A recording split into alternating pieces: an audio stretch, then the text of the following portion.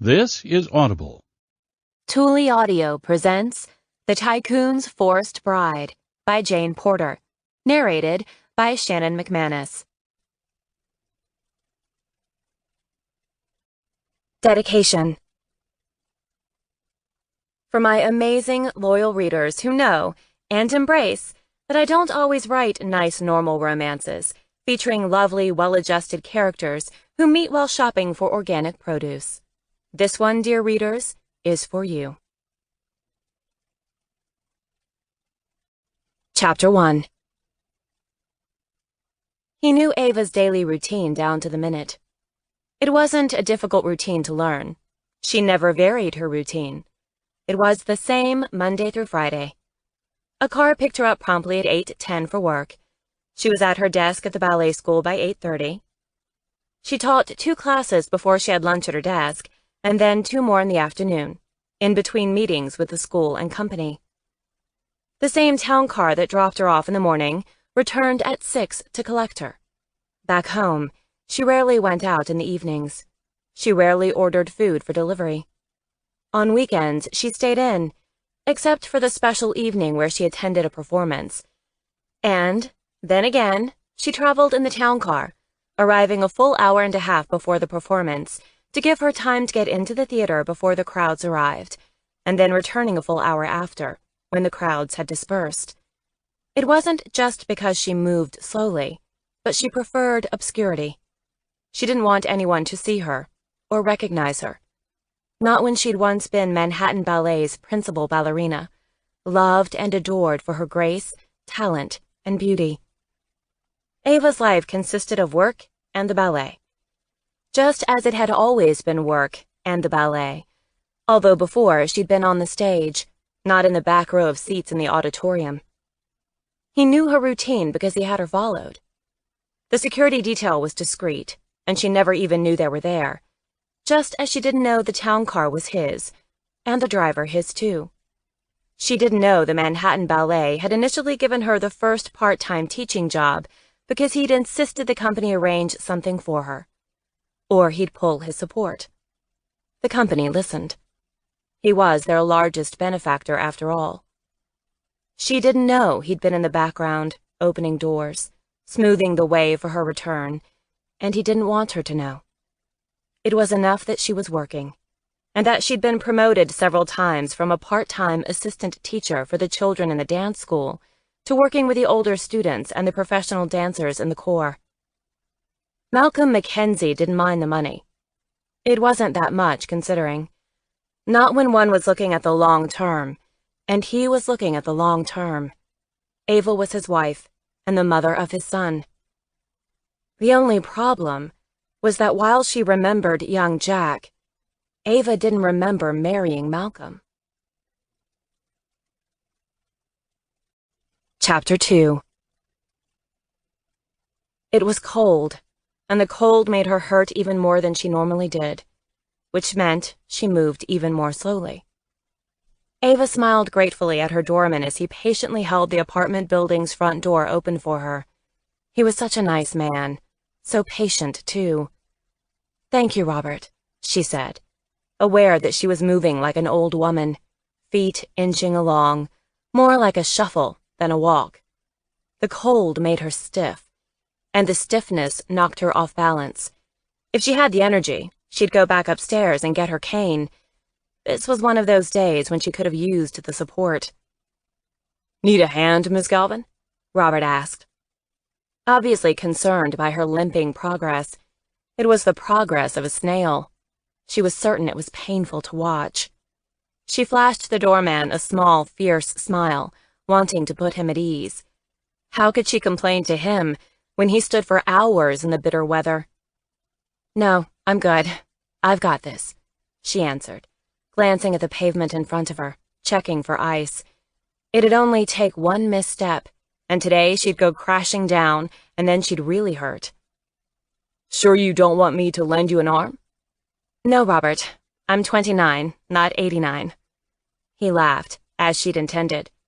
"Very good, Miss Galvin. You have a good day." "You too." She focused her attention on the black sedan parked at the curb waiting for her. Put one foot in front of the other, she sang in her head, teeth gritted against the pain. And soon you'll be walking out the door.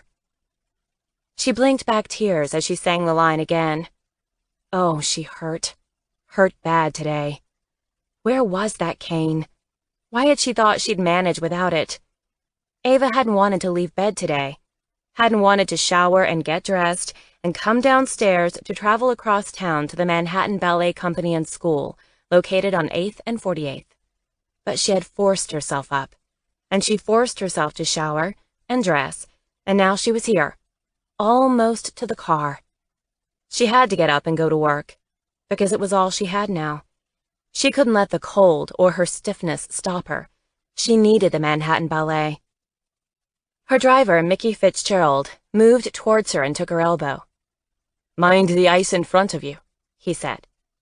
"You and Robert are like little old ladies fussing, always over me," she scolded, even as she leaned on his arm, secretly thankful for Mickey's support.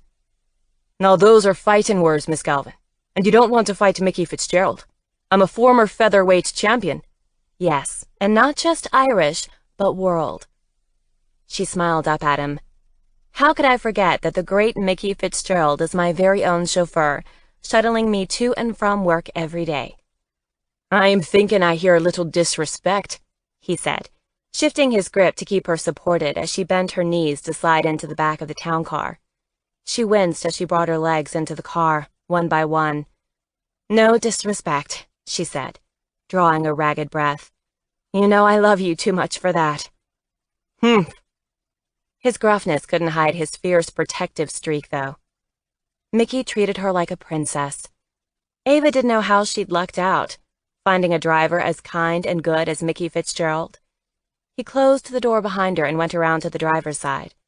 As he got behind the wheel, he glanced at her in the rearview mirror. "It's a cold one, though, isn't it?" "It is," she agreed, glancing up at the steel-gray sky. Snow was expected late tonight. The storm was supposed to dump 7 to 8 inches, possibly more. If that happened, the city would shut down. She prayed that wasn't the case. It was miserable being trapped in her apartment. "This would have been a good day for your cane," he added, shifting into drive and merging effortlessly with traffic. "Or my walker." "Or your walker," he agreed. He shot her another glance in the rearview mirror. "But you're too proud, aren't you?" She rolled her eyes. "People treat me differently when I use them." "You are different. You're special. Don't forget that." She smiled faintly, but his words gave her a pang. She'd once believed she was special. It was what made her leave Buenos Aires as a young teenager to train in New York City. She left her family and friends to be a ballerina. She'd given up everything for dance. Buenos Aires. It'd be hot there now. Summer. She should go back, warm up. But it wouldn't happen. She'd never go back. Not like this. It would be too difficult traveling. She'd need too much help. And she didn't like help. Didn't like being dependent on anyone for anything, even though she was terribly dependent at the same time. She hadn't always been. She'd once been so independent that she'd left Argentina at 13. She'd been so focused, so determined. She was going to be a great dancer. And she'd come close. She'd been made a soloist with the Manhattan Ballet at the age of 21, and by 23 was one of their youngest principals. She'd loved it. Loved the work, the discipline, the passion, and the fame. She'd been someone important. Ava exhaled slowly, deeply. But that was a long time ago, too. A different lifetime. Better to not remember. Easier to accept who she was today if she didn't let herself remember who she had once been. Malcolm was in a meeting with his corporation's chief financial officer when he got a text from Mickey Fitzgerald. "She's not moving well today. Thought you would want to know." Colm read the message and put away his phone, but he thought about Mickey's text quite a few times during the rest of the meeting. Mickey didn't often send updates, but the fact that he had sent one today concerned Colm. If Mickey was worried about Ava, Colm was too. Obviously, It was time to pay Ava a call. Ava was in the hallway of the second floor, observing one of the younger classes at the bar through the glass on the door. Her next class wouldn't start for another half hour, but she loved watching the children in class and rehearsal. They were so innocent and eager. So hopeful, too. The very young ones made her feel protective, and yes, wistful. Not every little girl falls in love with ballet, but those who do fall hard. To dance is to dream. You must believe you can float, fly. To soar requires dedication, discipline, training. The 5- and 6-year-olds were just starting with their training, each class beginning with the bar work. Ava felt herself breathe and exhale, her own leg muscles tightening, lengthening with each of the children's battements tendus. The bar work wasn't just about training the body, but also training the mind. At the bar, you'd quiet your mind and become focused, attentive to each stretch, bend, extension, adjusting to each correction. These very young girls were just learning the craft, but the learning would never end. A dancer's goal was perfection, a lifelong quest, made even more difficult as one aged and battled time and injuries. Standing at the glass, for a moment, Ava was one of them, all air and grace and strength. And then suddenly she felt a prickle at the back of her neck and an odd sensation in her belly. She wasn't alone anymore. Someone else was here, watching her. She turned away from the door, leaving one hand on the wood for balance, and looked behind her. For a split second, there was no one there, just the quiet hall leading to the stairs, and yet her skin continued to prickle and tingle. And then she saw him, standing in the stairwell. Malcolm. Her legs almost went out. It had been a year since she'd last seen him, a year of wondering if she'd ever see him again, and now he was here. Malcolm stepped from the stairwell and walked towards her. "Hello, Ava." She'd heard his voice so many nights in her sleep, and yet in the quiet hallway it was deeper, rougher than she remembered. She flushed, going hot, then cold. She reached for the door, gripping the knob for strength. "You scared me." "I'm sorry." He sounded sincere, concerned, but if her memory, the limited memory she had, was true, he'd never been a sweet or sensitive man. He was brilliant, intense, successful, charismatic, but gentle, sensitive? Never. "What brings you to the school?" she asked, hearing the tremor in her voice and hating it. "I was looking for you." "You knew I was here?" He nodded. "I've kept tabs on you." "Why?" "I wanted to be sure you were safe." She struggled to smile. "I'm fine, see?" And yet her legs weren't steady, and she was leaning now against the door, afraid that any second she'd go down. She wished she'd brought her cane. Wished. And just like that, he was at her side, wrapping an arm around her waist. "I've got you," he said. "You're okay." It was hard to think clearly with him there at her side. Her skin burned where he touched her. She felt waves of heat rush through her. At that moment, she felt anything but okay. "I'd like to sit down." "Where?" "There's an empty studio next door. I'm sure there's a chair inside." He supported her as they walked down the hall to the large room lined with floor-to-ceiling mirrors on one wall and bars on the opposite. An upright piano was in one corner and a chair in another. She sank gratefully down in the chair. He stepped away, giving her distance. "I'm shocked," she said, struggling to smile and failing miserably. "Why? You know I've been waiting to hear from you. I was sure I'd hear from you before Christmas, certain you'd be with us for Christmas." "Malcolm." "How was your Christmas?" Her eyes stung. Her chest ached. It had been a very quiet Christmas. No tree, no decorations, no parties or festive meals. A few of her students had given her gifts, trinkets and tokens of their affection, and yet somehow it had only made her lonelier. "It was fine." "Did you go anywhere? Make it a proper holiday?" A lump filled her throat. "No, I spent it at home." "You were happy, though. Everything inside her hurt. Was she happy? No. But she was determined to learn to be happy. Determined to continue piecing her life back together. But it wasn't a smooth process.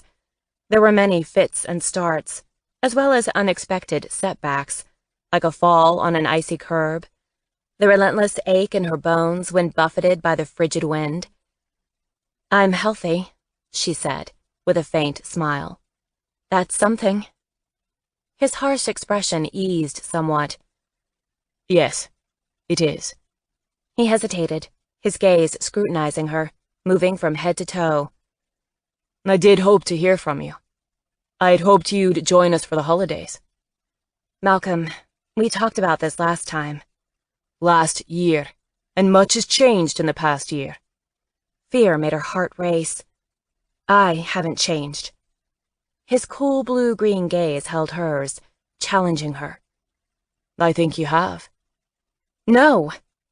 The denial burst from her, desperation sharpening her voice. "You're not a doctor, a psychiatrist, or a therapist. You're not an expert. We have no reason to question the decision made." "But we do. We have our son." It was like tearing a scab from a wound.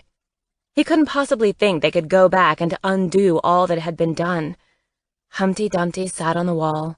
Humpty Dumpty took a big fall. "Don't," she whispered, lifting a hand as if she could hold him back. The room swirled, her head spinning. Ava gulped in breaths, fighting the dizziness. If she thought she could, she'd leave the chair, race from the room. But her legs were shaking, and her pulse was racing, and it was all she could manage just to sit upright in the chair. "He deserves better," Malcolm continued, his tone quiet, and yet flat, firm. "He deserves more. More from you, me, us." "I terrified him last time. He hated me." "He was too. He was shy, and yes, scared. But he would have overcome his fear if you'd given him the opportunity." "That's not what you said then." "I said he needed time. I didn't want you to leave." "But you let me go," she thought, "and you were glad to see me go." "That's not true," she said, after a moment. "You're not happy when I'm there, with you. It stresses you. I feel it. And your disappointment. I hate your disappointment. It's upsetting. And when I get emotional, you know I can't think clearly. I can't remember things properly. Everything just falls apart." "You had a traumatic brain injury. The healing process is long." "Which annoys you?" "What annoys me is that you are making assumptions. And frankly, they're not true. Your mind is stronger. Your memory is better. Will you always have issues? Yes. But I accept that. And I accept that there are limitations. And I'm prepared to work through and around the limitations. But I need your help. I need you to work with us too." Her eyes burned, and she blinked. "But aren't you the man that demands perfection?" "That's nonsense." Colm stood over her, his body big, broad, muscular, his hands knotted at his sides. He'd always had broad shoulders and long legs, but he was leaner now than she'd remembered, and with his dark blonde hair cropped close, his jaw and cheekbones jutted, hard and uncompromising. Malcolm Mackenzie's father was Scottish, his mother American, and he'd been raised for the first 13.5 years of his life, running wild in the Highlands, before being sent to boarding school in England for high school. Eton was an elite school, arguably the best boys' senior school in the United Kingdom, but Malcolm had hated it. He didn't want to board. He longed to be a day student, back home with his family and the freedom he craved. But during his second year at Eton, his parents divorced, and his father remarried, and his mother, an American by birth, returned to New York. The childhood he knew was gone. His father had a new young bride, and they quickly filled the old manor house with young half-brothers and sisters. It only took a couple visits home to realize he'd become redundant. He wasn't needed home anymore. In fact, he was expected to get on with his life, university, work, independence. And so he did just that, with ruthless determination. When Ava first met him, She'd heard him referred to as a modern-day Celtic warrior, a raider. He took what he wanted, without regard to the feelings or needs of others. Ava had always been intrigued, despite his reputation. She'd wanted to know him, wanting to know the real Malcolm Mackenzie. She'd liked who she'd discovered. Yes, he was tough. He was a man that took no prisoners and refused to compromise. But his impossible ideals resonated with her. Is it? She tipped her head back, meeting his cool blue-green gaze. Your entire life has been a quest for perfection, and now you propose to saddle yourself with me? A woman who can't always remember her own address? He dropped suddenly to his haunches, squatting before her, his hands going to her knees. That man may have once existed, Ava, but he died the night you were injured. He's gone. He's been gone for nearly 4 years. But you are here, alive, and we need you, with us. Our family is incomplete without you. She closed her eyes, trying to shut out his words and voice, as well as the set of his mouth and hard beauty of his features. And yet, with her eyes closed, all she could feel was the heat and pressure of his hands on her knees. His skin was so warm that it burned her. I refuse to allow you to give up on us. And our son, he added fiercely. You and I created him. He is ours, and he needs you, his mother. It's time you came home and became that mother. She squeezed her eyes more tightly closed. My God, did Colm know what he was doing? Did he understand how devastating, not to mention dangerous, this could be for all of them? Last December, you felt differently. You said Jack was better off without me. I said maybe. She opened her eyes, looked into his, holding his gaze. But they were your words, Colm. You had doubts, serious doubts, about my ability to properly care for Jack. I spoke in a moment of anger and frustration. I regret those words. I remember those words. How could she not? She wrote them down in her little journal. She wrote them down and reread them daily so that she wouldn't forget why she was alone, so that she wouldn't forget why she didn't see her son. She'd hurt Jack a year ago December. She'd lost him. No, left him.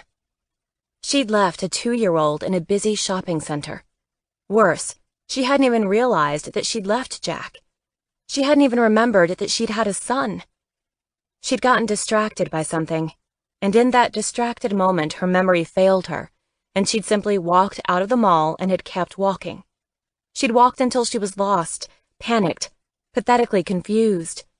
She only remembered those details because she'd written them down that night, after the police found her and reunited her with Colm and Jack. She'd written down everything she'd been told so that she'd understand that while such a mistake could be forgiven, it couldn't be forgotten.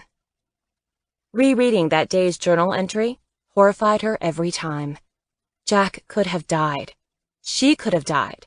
The outing could have ended tragically. Thank God it didn't. But the police and social services were right. She wasn't fit to be a mother. Malcolm had been irresponsible to trust her with a toddler. She'd failed Malcolm and their son. And she'd learned her lesson. They'd all learned their lesson. This is why she lived in New York. And this is why her child lived with his father in Florida. And this is why a dance was everything. It's all she had. It's all she'd ever have. She couldn't be trusted. Her mind was a dangerous thing. You and I both know it would be a mistake for me to return, she said softly, hoarsely, even as the studio door opened and young girls in pink tights and black leotards filed in. Ava attempted to rise. Without her cane, she was hopeless. Colm took her elbow, drawing her up. Jack's older now, and you're stronger, he said flatly. The fact that you are here, teaching 4 classes a day, proves you've made huge strides. If you can teach the professional dancers, as well as take care of these children, you can certainly take care of our son. You don't know that. He was standing so close that she could feel his intense energy slam into her, wave after wave of shimmering heat and strength. I know we have to try. Something in his tone made her look up, and their eyes locked. Determination shone in his eyes. He was serious. Her tummy flipped. Her mouth dried. You need to let me go. It's time you moved on. His gaze never wavered. Fire burned in the blue-green depths. You don't mean that. She licked her upper lip, wetting the painfully dry skin. I do. She swallowed hard, looked away, noting the children taking position at the bar and the pianist taking her seat at the upright piano in the corner. I'm not trying to be rude either, but I have to teach now. I have to focus on my class. I am their teacher. And Jack's mother. She flinched. I can't talk about it anymore. I need to gather my thoughts, review my notes. I can't teach without my notes. I'll leave, so that you can teach. But I'll be back end of the day, and we're going to talk. We have nothing to discuss. That's not true, and you know it. I'll be back when you're finished, and we'll sit and eat, and we're going to talk about the steps we need to take to bring you home. It's not my home. Yes, it is, he interrupted tautly. But you're just too scared to admit it. And then he was gone, walking out of the studio, moving swiftly, without a glance back. Chapter 3. Yes, he was right. She was scared. She was terrified. And she had every right to be terrified. She was not the same person she used to be. She would never be the same person. And he didn't have to wake up in a strange body with a strange brain every day and wonder who he was and where he was, and then struggle to piece together a life that had massive gaps because he'd lost huge chunks of his memory, memories that would probably never come back. Thank God she remembered music and language. And while she couldn't dance anymore, her balance and coordination were shot, she remembered her classical training and could teach. But she battled through every day. Nothing was easy or familiar, and her entire goal was to just get by, to try to fit in, to try to be normal, even though she had no idea what normal was anymore. After Colm left, Ava struggled to get through her 2 remaining afternoon classes. It took every bit of her focus and energy to stay on task, and today she was forced to rely heavily on her notebook for teaching the classes. The notebook was her lifeline. After losing Jack that day 14 months ago, Ava began meeting with therapists again on memory strategies, and the specialist had recommended that Ava write everything down and organize herself with a planner, and making lists and breaking action items down into steps. But then the key was to refer to those notes, again and again, modifying her lists, making new lists, honoring the first rule of memory. Write everything down in one spot, her notebook. And then the second rule of memory, write it down while it's fresh in her mind. She'd learned through trial and error to write more, not less. She needed complete notes, detailed notes, so that she understood what she was trying to tell herself. The notes helped, too. They allowed her to function and accomplish more. But she lived in fear of the day she lost her notebook. Would she remember what she needed to remember without it? Would she remember the last year if the book of memories disappeared? As her last class for the day filed out, Ava spotted a shadow in the doorway. Malcolm. He was back. Just seeing his powerful frame in the doorway made her tremble. She wasn't afraid of him, but of how she felt when near him. They'd had such a physical relationship. They'd connected through skin and sex, and funny how she could forget words and names and places she was supposed to go, but she could still remember him. She could still remember how they'd been once.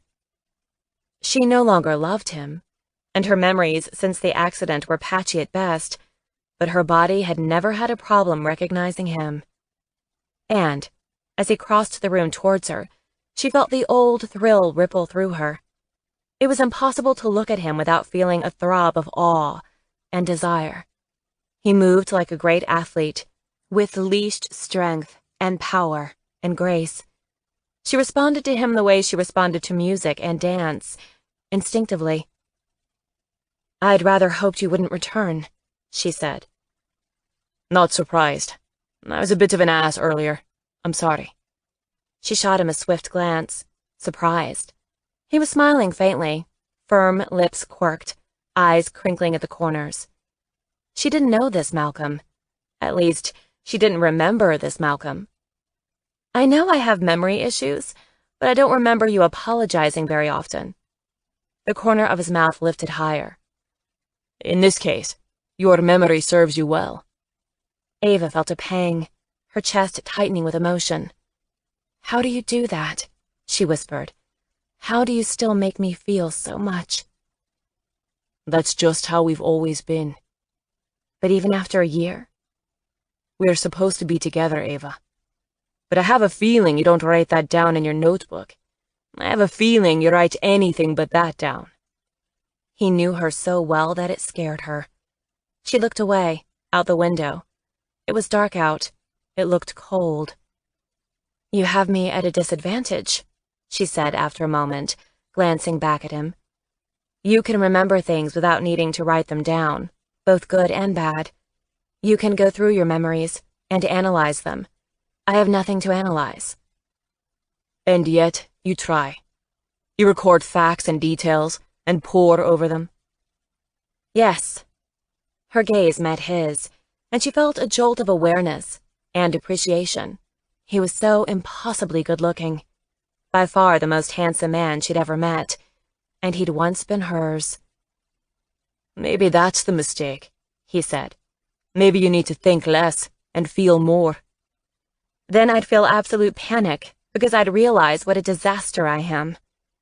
She broke off and swallowed hard. Her eyes burned, and her chest felt impossibly tender. I don't think you understand, Colm, how hard every little thing is for me. Nothing comes easy. Everything requires so much effort. Because you tried to do everything on your own. Let us help you, Ava.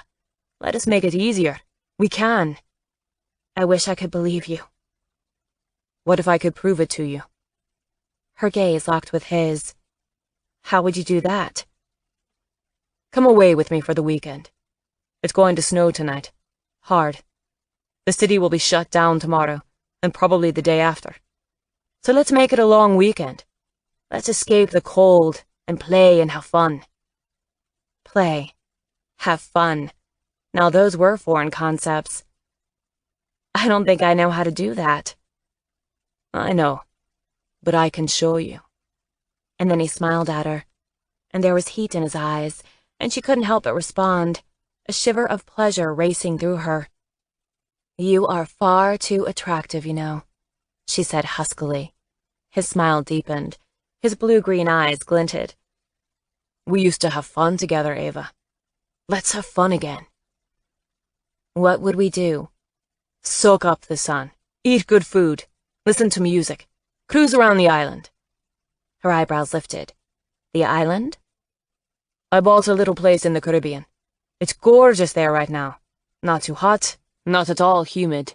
It's pretty perfect. She thought of her small apartment, and how tonight's big snowstorm would trap her inside, as she was unable to navigate the snow and ice on her own.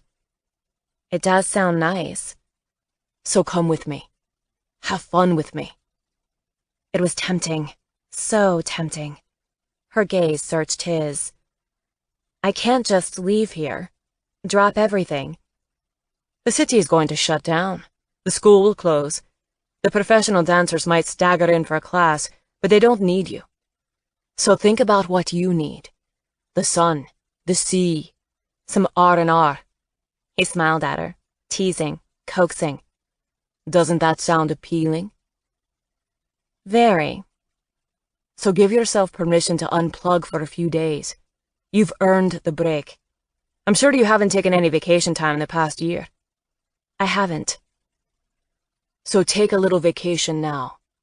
Let the sun warm you up and get that ache out of your bones. She chewed on the inside of her lip, tempted, so very tempted, because she did hurt, all the time, and she was exhausted from trying so hard to stay on top of things and organized. She couldn't even remember what a holiday felt like. Her gaze met his and held. Why are you doing this? Why go to all this trouble for me? For a moment he just stared at her, and then his hard features gentled. That's easy, he said gruffly. I want to spend time with you. I've missed you. Chapter 4. He missed her. Malcolm Mackenzie, the Scottish-American tycoon who'd made his fortune off real estate, internet startups, and shrewd investments, missed her. You could have any woman, she said, struggling to smile, wanting to be playful, but her heart hurt. She wasn't right for him. Not anymore. He and Jack both deserved better. More. Yes, I could. And I want you. He lifted a hand. And don't ask why. I'm not going to do that now, standing here, when you're clearly dead on your feet. We will have all the time in the world once we get to the house on St. Bart's. So, let's get your things, and go to the car before the storm starts and keeps us from flying out tonight.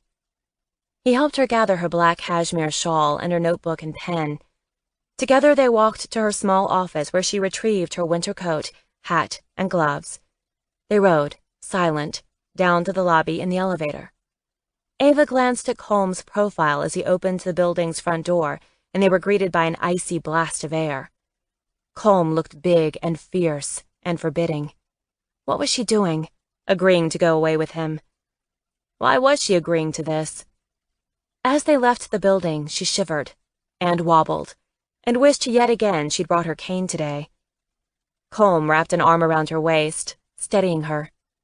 You're doing great, he said. She was wearing the thickest of coats, but the pressure of his arm, the touch at her waist made her gulp for air.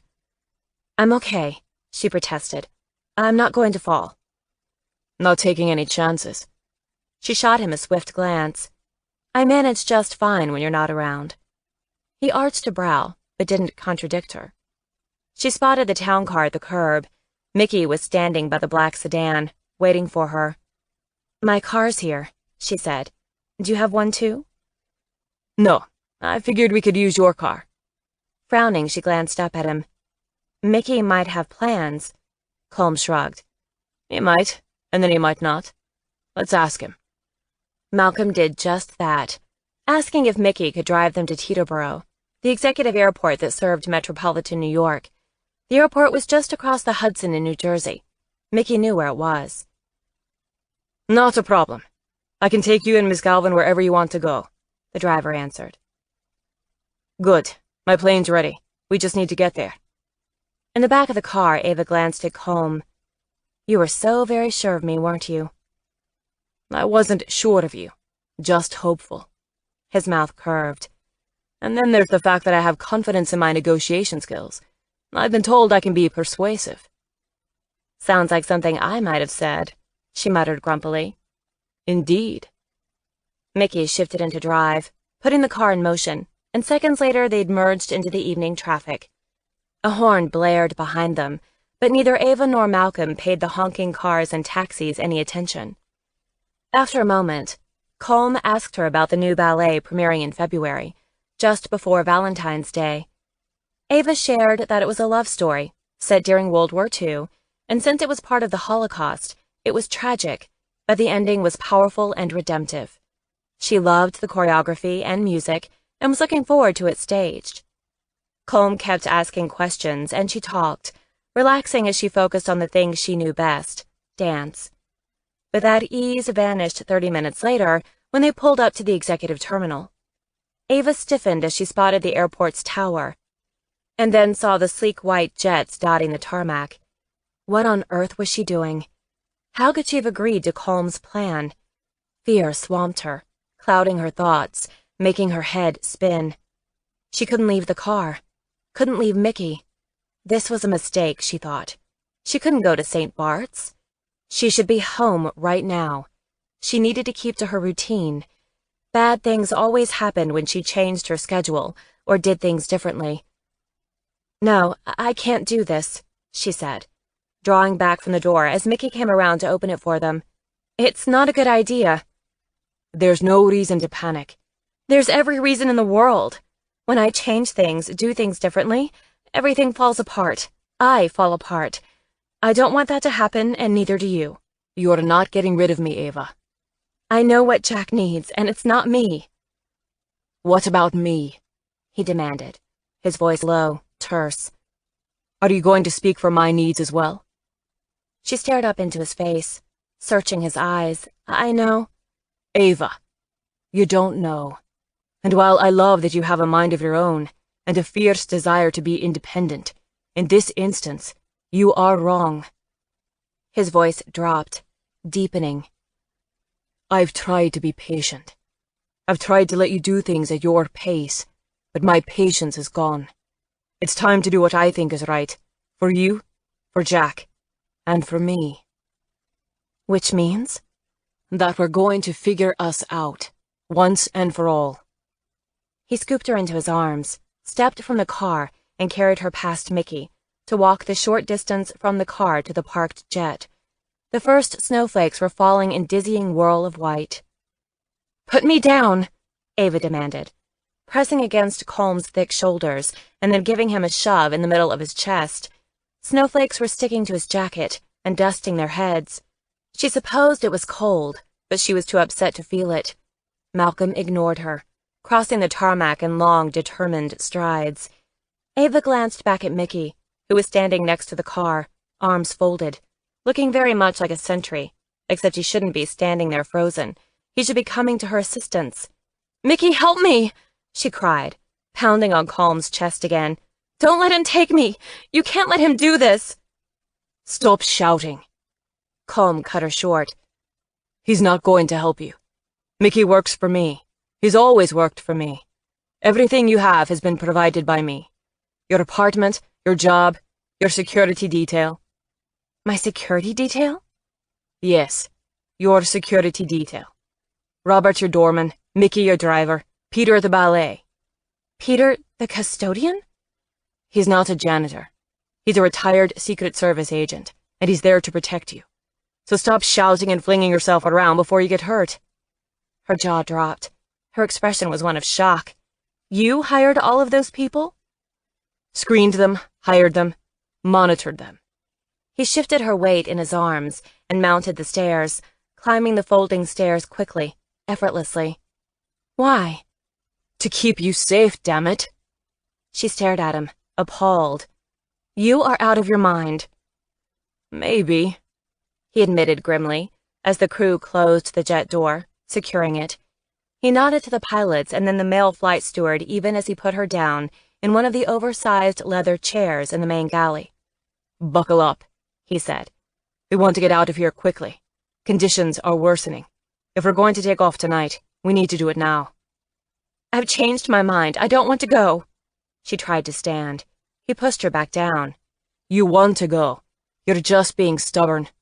"Now you're making me angry," she snapped, as he reached across her lap to buckle the seatbelt. "And you're being difficult." He dropped into the seat across from hers and buckled his belt. "We're here, we're going, end of discussion." She leaned towards him, spitting mad. "This is why we're not together. You're arrogant and controlling and overpowering." "That's not why we're not together. We're not together because we had a spat in Palm Beach a year ago and you ran away." "It wasn't a spat. It was a catastrophe, and you said as much." "I said things I regret," he agreed, "but I've apologized too many times to count." "So maybe you should take the hint and leave me alone." "I refuse to give up on us." "It's pathetic." He shot her a dark, fierce look. "Maybe it's time we stopped talking and just enjoyed the flight." For the next 30 minutes, all was quiet. Colm was sitting with his head tipped back and his eyes closed. Ava stared out the window until she couldn't stand it any longer, and then turned to focus on Malcolm. Eventually he sighed, and without opening his eyes, said, "Jack does the same thing, but he's 3, not 29. "What are you talking about?" "The staring thing. It's his favorite game when I'm working." "I am so mad at you." "For taking you on a Caribbean holiday, when Manhattan is going to be buried under a foot of snow and ice?" "That's not the point, and you know it. And even if I'd wanted to go with you— You did agree initially. Initially, she stressed, and then I changed my mind. And even if I hadn't changed my mind, you didn't even let me pack anything. I've no suitcase. I don't have any clothes. There are clothes for you at the villa. Whose clothes? Yours. He finally opened his eyes, looked at her. I ordered them for you, thinking you'd be with us this Christmas. He'd hoped she'd be there with them for Christmas. A pang shot through her, and for a moment she couldn't breathe. The sharp emotion made her thoughts scatter. It took her a moment to focus. Don't try to make me feel guilty. You can feel guilty if you want. I'm just stating facts. Facts, details. It was a good reminder. She needed to make some notes, write down what was happening and why. But she couldn't find the notebook on her, and she patted her coat that she'd draped across her legs, but couldn't find it there. She turned the coat inside out to check the coat's lavender silk interior, feeling for the hidden pockets. What are you looking for? Colm asked after a moment. My notebook. She lifted the wool coat, shook it hard, and checked the outside pockets once more. I could have sworn I put the notebook in this pocket when we were leaving the school. I always put it in this pocket. She looked at him, trying not to panic but worried. She couldn't imagine getting through a day without the notebook, much less a long weekend. I need it. I use it for everything. We can get you a new one. I don't want a new one. I need my book. It has all my information in it. Plans, calendar, descriptions, and directions. How to do things. When to do things. I can see why you'd want it in Manhattan, but we're going to be on holiday. Can you not survive without it for a few days? She bit her lip, glanced to the window, but could see nothing but darkness beyond the glass. I just don't know where I dropped it. I don't know if it's in Mickey's car or— She broke off as she turned towards him. And that reminds me. You deceived me. You've been deceiving me for months, maybe even years. Mickey wasn't my driver. He was yours. He worked for you. Yes. And Robert, my doorman. How is it you could hire him? It's my building, so I have a say in who works there. Your building? She silently repeated, staring at him, torn between shock, awe, and horror. Maybe what she felt was a little of all three. Your building? Your doorman? Your driver? And the job at the ballet? Was that yours too? Yes. No. Which is it? I asked them to put together a position for you, but the promotions and increased hours and responsibilities, that was all you. But who paid for my salary, and each of the increases that came with the promotions? From the ballet company? Or from you, funneling it to the company? He didn't say anything, but that was answer enough. She nodded her hands in her lap, fingers locking tight. She was heartsick, embarrassed. All this time she'd felt so independent. She'd thought she was accomplishing something, doing something. But she wasn't independent. She was the exact opposite. She was a joke. He'd turned her into a joke. Why do you do that to yourself? He asked, his voice deep, rough. I know what you're doing. You're beating yourself up, torturing yourself. I left Argentina as a 13-year-old because I had a dream for myself, and I was determined to be successful and independent. And after I was hurt, I was again determined to be independent, and I thought I was. Only now I discover everything I thought I achieved is fake. You pulled all these strings and orchestrated all the events so that it would seem like I was successful. That's not how it was, he interrupted harshly. No? Her voice cracked, and she struggled with her composure. Because it sure looks that way. It seems I must be hopelessly damaged if my former lover must create an elaborate charade to give me a sense of purpose and identity. Stop it. You're twisting things, making my support into something ugly. If it's not ugly, what is it? What do you call your manipulation? Concern, love, protection. Love doesn't hide and deceive. But that's what you've been doing with me. Her voice broke again, and this time she couldn't continue, not when she was battling back the tears. She pressed her nails to the tops of her thighs, determined not to cry. Emotion wasn't her friend. She couldn't let herself lose it. You wanted to return to work, but you weren't strong enough to get to and from the school and theater. So I made sure you could go and not tire yourself. And I don't regret it.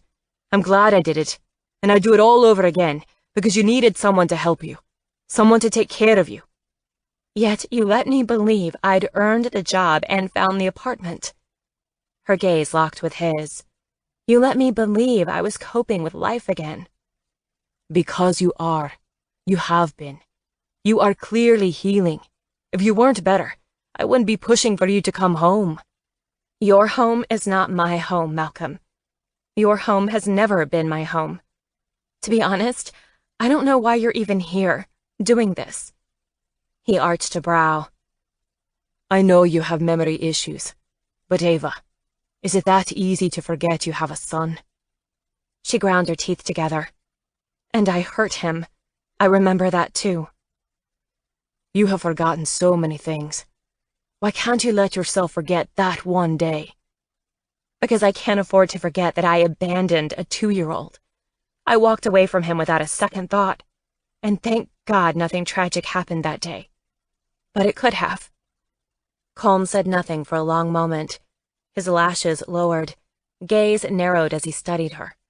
And then he shook his head. You're wrong, Ava. Something tragic did happen that day. We lost you, Jack and I. And this time, it sounds like you're not coming back. Chapter 5. Colm watched as she swiftly averted her head, her teeth sinking into her lush lower lip. From the back of her head, with a tightly pinned chignon, he couldn't tell if she was fighting tears or angry words, but either way, he didn't care. He was so frustrated right now. He was so frustrated with the doctors and the therapists and all the experts who told him to give her space, let her heal in her time. They'd said she'd need to grieve the loss of her old self as she came to terms with her new self. But they'd never said she'd walk away from them. They'd never said she'd give up. What happened to her fire? Her conviction? Where was her backbone? Ava Galvin was the strongest, most passionate woman he'd ever known. She was fierce and funny and so very loving. He understood she'd been hurt. Terribly, terribly hurt. But she was making huge strides in her recovery, and then that day in Florida had turned it inside out. Turned all of them inside out. What has happened to you? He demanded lowly. Where's your courage, your fire? Where's the Ava I know? You aren't a quitter, and yet you've quit. You've quit on all of us. I was hurt. Her head jerked up, and her dark gaze clashed with his. I would think you'd remember. Your memory is supposed to be intact. Yes, it is. And I remember how even after the accident, you wanted to dance again, and live again, and love again. But that's all gone. You're a shell of yourself, and brittle as hell. She jerked her chin higher, even as her dark eyes turned liquid. I'm sorry I can't be the woman you want me to be. But there was an accident. I was hurt. End of story. But that wasn't the end of the story, he thought, barely hanging on to his temper. It wasn't close to end of story. He didn't want to be angry with her. God knows, the accident hadn't been her fault. She'd suffered terribly. He'd vowed to stick by her side, and he had, until the doctors demanded that Colm step back and give Ava space. They'd said he was starting to do more harm than good by pushing her so much. The doctors thought she needed peace and quiet, a chance to heal. And so he'd backed away during the first year of her rehabilitation, focusing on the baby. But when she'd reached out to him at the end of a year, he turned his world upside down to accommodate Ava. He bought a house in Palm Beach that was all one level, so she wouldn't have to deal with stairs. He'd turned one of the garages into a special gym so she could continue her rehab work. For a year, they tried to make it work, and he'd been hopeful that she was doing better, but it was always a struggle for her. She would get upset, and her tears frightened Jack. Sometimes she'd look at Jack and not know what to say or do, treating him as if he were a stranger. But still, Colm hoped. He refused to give up on her, and to show his commitment, he married her. It had been a small private service at Thanksgiving, just the three of them, plus the necessary witnesses, and he'd married her to cement their relationship. 10 days later, Ava took Jack out and walked away from him, and just kept walking. She was found 5 miles from the shopping center, lost, disoriented, unable to provide the police any information. For 12 hours, she didn't even remember her name, and then when she did remember, she wasn't Ava Mackenzie, but Ava Galvin. She didn't remember marrying Colm, didn't remember taking Jack out, didn't remember the year in Palm Beach at all. In her mind, she was still living in New York, still hoping to return to the ballet. And so he did what the doctors and specialists told him to do. He let her return to New York, and the ballet, and the life she wanted. But, all the while, he was raising a little boy who didn't understand where his mother had gone, and Colm didn't know how to put all the pieces together. What was the right thing to do? What was the smart thing to do? He didn't even know if he loved Ava anymore, but he still felt responsible for her. He was loyal. He was determined to do what he had to do. It's how he was raised. It was who he was, but it was confusing for all of them. "It's not too late to tell your flight crew to turn the plane around," she said softly. Her gaze met his, and her expression was painfully grave.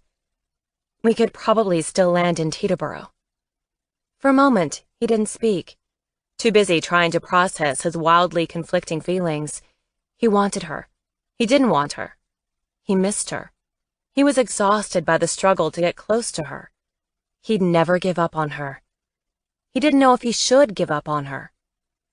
Just looking at her, he felt connected to her.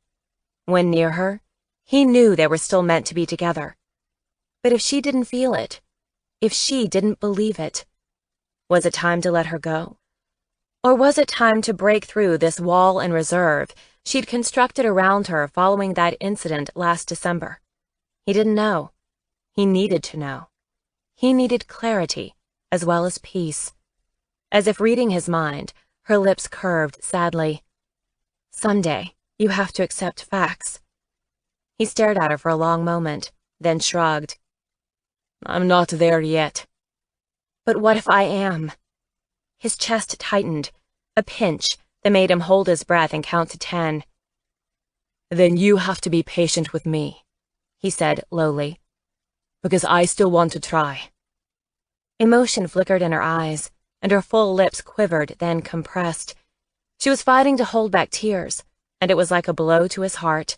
He clamped his jaw, bottled the emotion tighter. They'd been through so much. They'd been through hell and back. The fight couldn't have been for naught. There had to be hope, a future, a happy ending. "You're a miracle." His deep voice was pitched so low it was nearly inaudible. "And you need to remember, you're a miracle. I do." Again, her lips quivered, and tears filled her beautiful dark eyes. "You're going to make me cry. I don't want to cry." "Don't cry. You're too pretty to cry," he said, struggling to keep his tone light. And it was true. She looked like an exquisite butterfly, perched on the butterscotch leather seat across from him, slender, delicate, mysterious. The accident hadn't marred her beauty. She still turned heads wherever she went. How could you not want to look at her? With her perfect oval face, full pink lips, high cheekbones, and wide, intelligent eyes, she attracted attention and interest. She shook her head, her expression half amused, half exasperated. "Don't try to soften me up with compliments.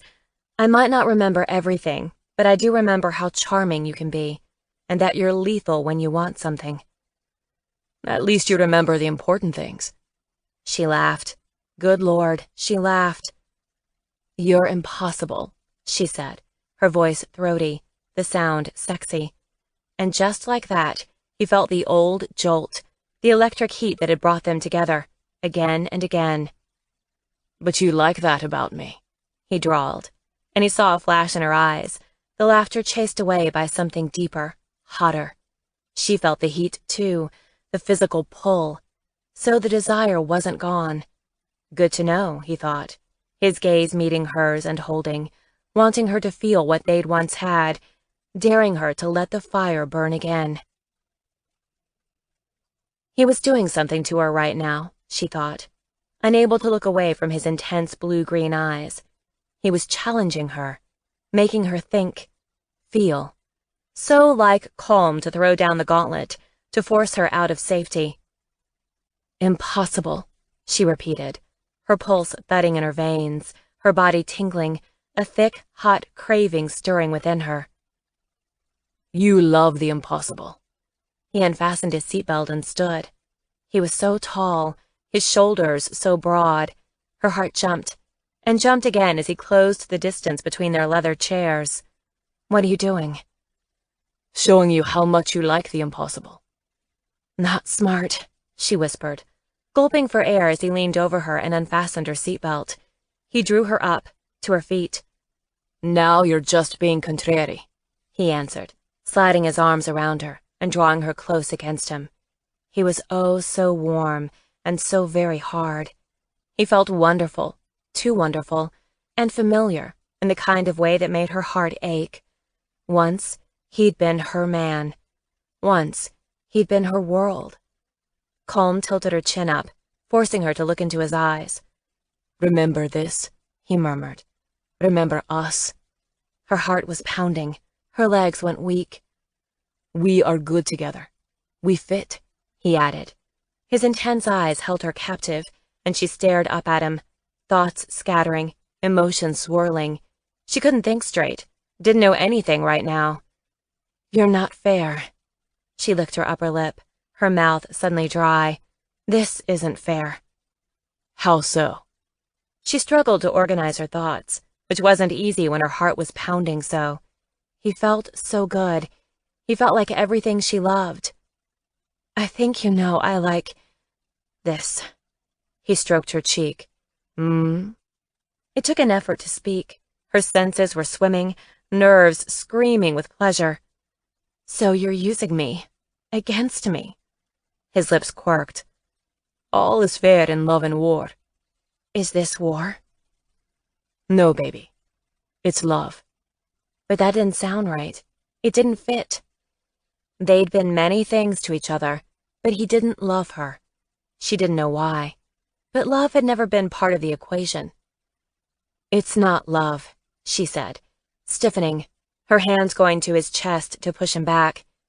"I might not remember everything, but I don't think we are—" She broke off, frowned. "It's not love, is it?" His head dropped, his lips lightly brushing hers. "We've made love 1,000 times." "But that's not love." She leaned back and pressed harder on his firm chest. He didn't budge. If anything, he held her more firmly, one of his hands low on her hip, caressing her, stirring her senses, distracting her just when she needed to concentrate most. His lips trailed a slow path along the side of her neck, making the sensitive skin tingle and burn. "Says who?" She drew an unsteady breath and closed her eyes as he focused on the soft hollow beneath her ear. Heat flared, and everything within her felt bright and taut. She wanted more. She shouldn't want more. She should put a stop to this. "I can't think when you do that," she murmured, her fingers widening on his chest, feeling the heat of his body, the thudding of his heart. He was a magnificent male. He was everything she'd ever wanted. But she couldn't want him now. It was hard to remember why. She just knew she shouldn't let this happen. "You must let me go." He kissed the line of her jaw. "No." "You're a barbarian." He kissed her ever so lightly near the corner of her mouth. "And you love how I can make you feel." Warmth rushed through her, surging up from her belly through her chest and into her neck and face, making her cheeks burn. But she didn't contradict him. She couldn't, not when he was right. Worse, she wanted him to kiss her, really kiss her, not these teasing kisses and pecks and touches. She wanted his mouth and his taste, him. And she was about to tell him what she wanted, her hands sliding up his chest, when the plane shuddered violently in a pocket of turbulence that sent them crashing into each other. Colm bit back an oath and kissed her swiftly on the lips before putting her back in her seat and buckling the seatbelt tightly. I want you, girl, he gritted, tugging on the strap, making sure it was snug. But I also want you safe. Tomorrow, we pick up where we left off, and that's a promise. 4 hours and 20 minutes after they left Teterboro, the jet began its final descent. It would not be a smooth landing either, Ava thought, as the jet bounced and jumped, buffeted by the turbulence that kept most aircraft out of St. Bart's tiny airport. Apparently, the small island had an even smaller runway, and private jets had to have a special license to land on St. Bart's. Colm's pilot had been given the clearance when Colm bought the estate overlooking Lorient Bay. All this, Ava knew, because Colm talked to her throughout the wild landing, talking to her to keep her from focusing on the crazy jolts and bumps. She let him talk too, welcoming the distraction, not just from the rough air, but from him. He was too attractive for his own good. The near kiss had woken something in her, and she couldn't make the heat go away. She felt electric on the inside, and painfully aware of Colm and how appealing she still found him. But how could she not? He was tall and muscular and beautifully shaped. The angle of his jaw, the distance between his shoulders, the length of his leg, the width of his hand. She wanted to be back in his arms. She wanted to feel his hands. She wanted... The jet hit another pocket of rough air and did a dramatic, shuddering bounce. Her gaze went to Malcolm's. He smiled at her, reassuring, and she exhaled. Almost there, he said. You were right. It is bumpy. Almost always is. She glanced from him to the window. Yellow and red lights lined the island runway. She saw where the lights stopped. It was all darkness, and then beyond, white rolled against the dark. Waves, she thought. That must be the ocean beyond. Why did you buy the villa here? She asked, glancing back at Colm, not wanting to think about what would happen if the jet overshot the runway. Seemed like a good investment at the time, but I didn't use it very often. There wasn't any point. And then a year ago Christmas, Jack and I came out and had a lot of fun, and we've been back several times. We spent Christmas here this year, too. The jet touched down, the landing surprisingly smooth after the bumpy descent. We made it, she said, looking out the window as the jet taxied towards the small terminal building. Yellow lights lined the narrow tarmac. The moon shone high and full, outlining distant palm trees. Did you doubt it? He asked, with a smile. I was just glad you looked calm. I would have been a wreck if you'd been nervous. She suddenly yawned, and she lifted a hand to cover her mouth. I am tired, though. What time is it? He glanced at his watch. Almost midnight back home, so nearly 1 a.m. here. No wonder she was sleepy. She was usually in bed by 9. Ava smothered another yawn. Sorry, I don't know what's hit me. It's late, but don't worry. We'll have you in bed soon. He saw her sharp look and laughed. Your bed. Relax. You're safe tonight. Chapter 6. She woke up with a start. The room was dark, pitch black. Her room at home was never this dark. Where was she? Ava leaned across the bed, reaching for a bedside lamp. She stretched as far as she could and touched the edge of a table before knocking a glass cylinder, nearly sending it crashing to the floor. She caught the glass pitcher and then bumped a smaller drinking glass, but no lamp. Where was she? What was happening? She left the bed too quickly, and it was a longer way down, and she landed heavily, awkwardly, and nearly cried out at the lash of pain shooting through her legs into her hip. Her eyes burned, and she swallowed hard. Where? Where? If she wasn't home, where was she? She struggled to remember, to piece the last several days together. She'd remember the details if she calmed down. She'd remember if she didn't panic. And yet, it was hard not to panic when everything was blank. Her mind was blank, all memory blank. But it wasn't entirely blank. She knew she had an apartment, and she knew she was a dancer with a ballet company. No, not right. She was no longer a dancer. She'd been hurt. She couldn't dance anymore. But she worked for the ballet, teaching. So if she wasn't in New York, where was she? She groped the wall, above the table, and finally she came upon a set of buttons. She pushed one, and then the other. The bedside lamp turned on. The overhead lights flooded the room with light. She took it all in, trying to think, trying to remember. It was all so strange. Huge cream wooden shutters lined one wall. The high, coved ceiling was marked by an elegant ivory ceiling fan. Her bed was a giant four-poster affair, with shimmering rose and coral silk hangings.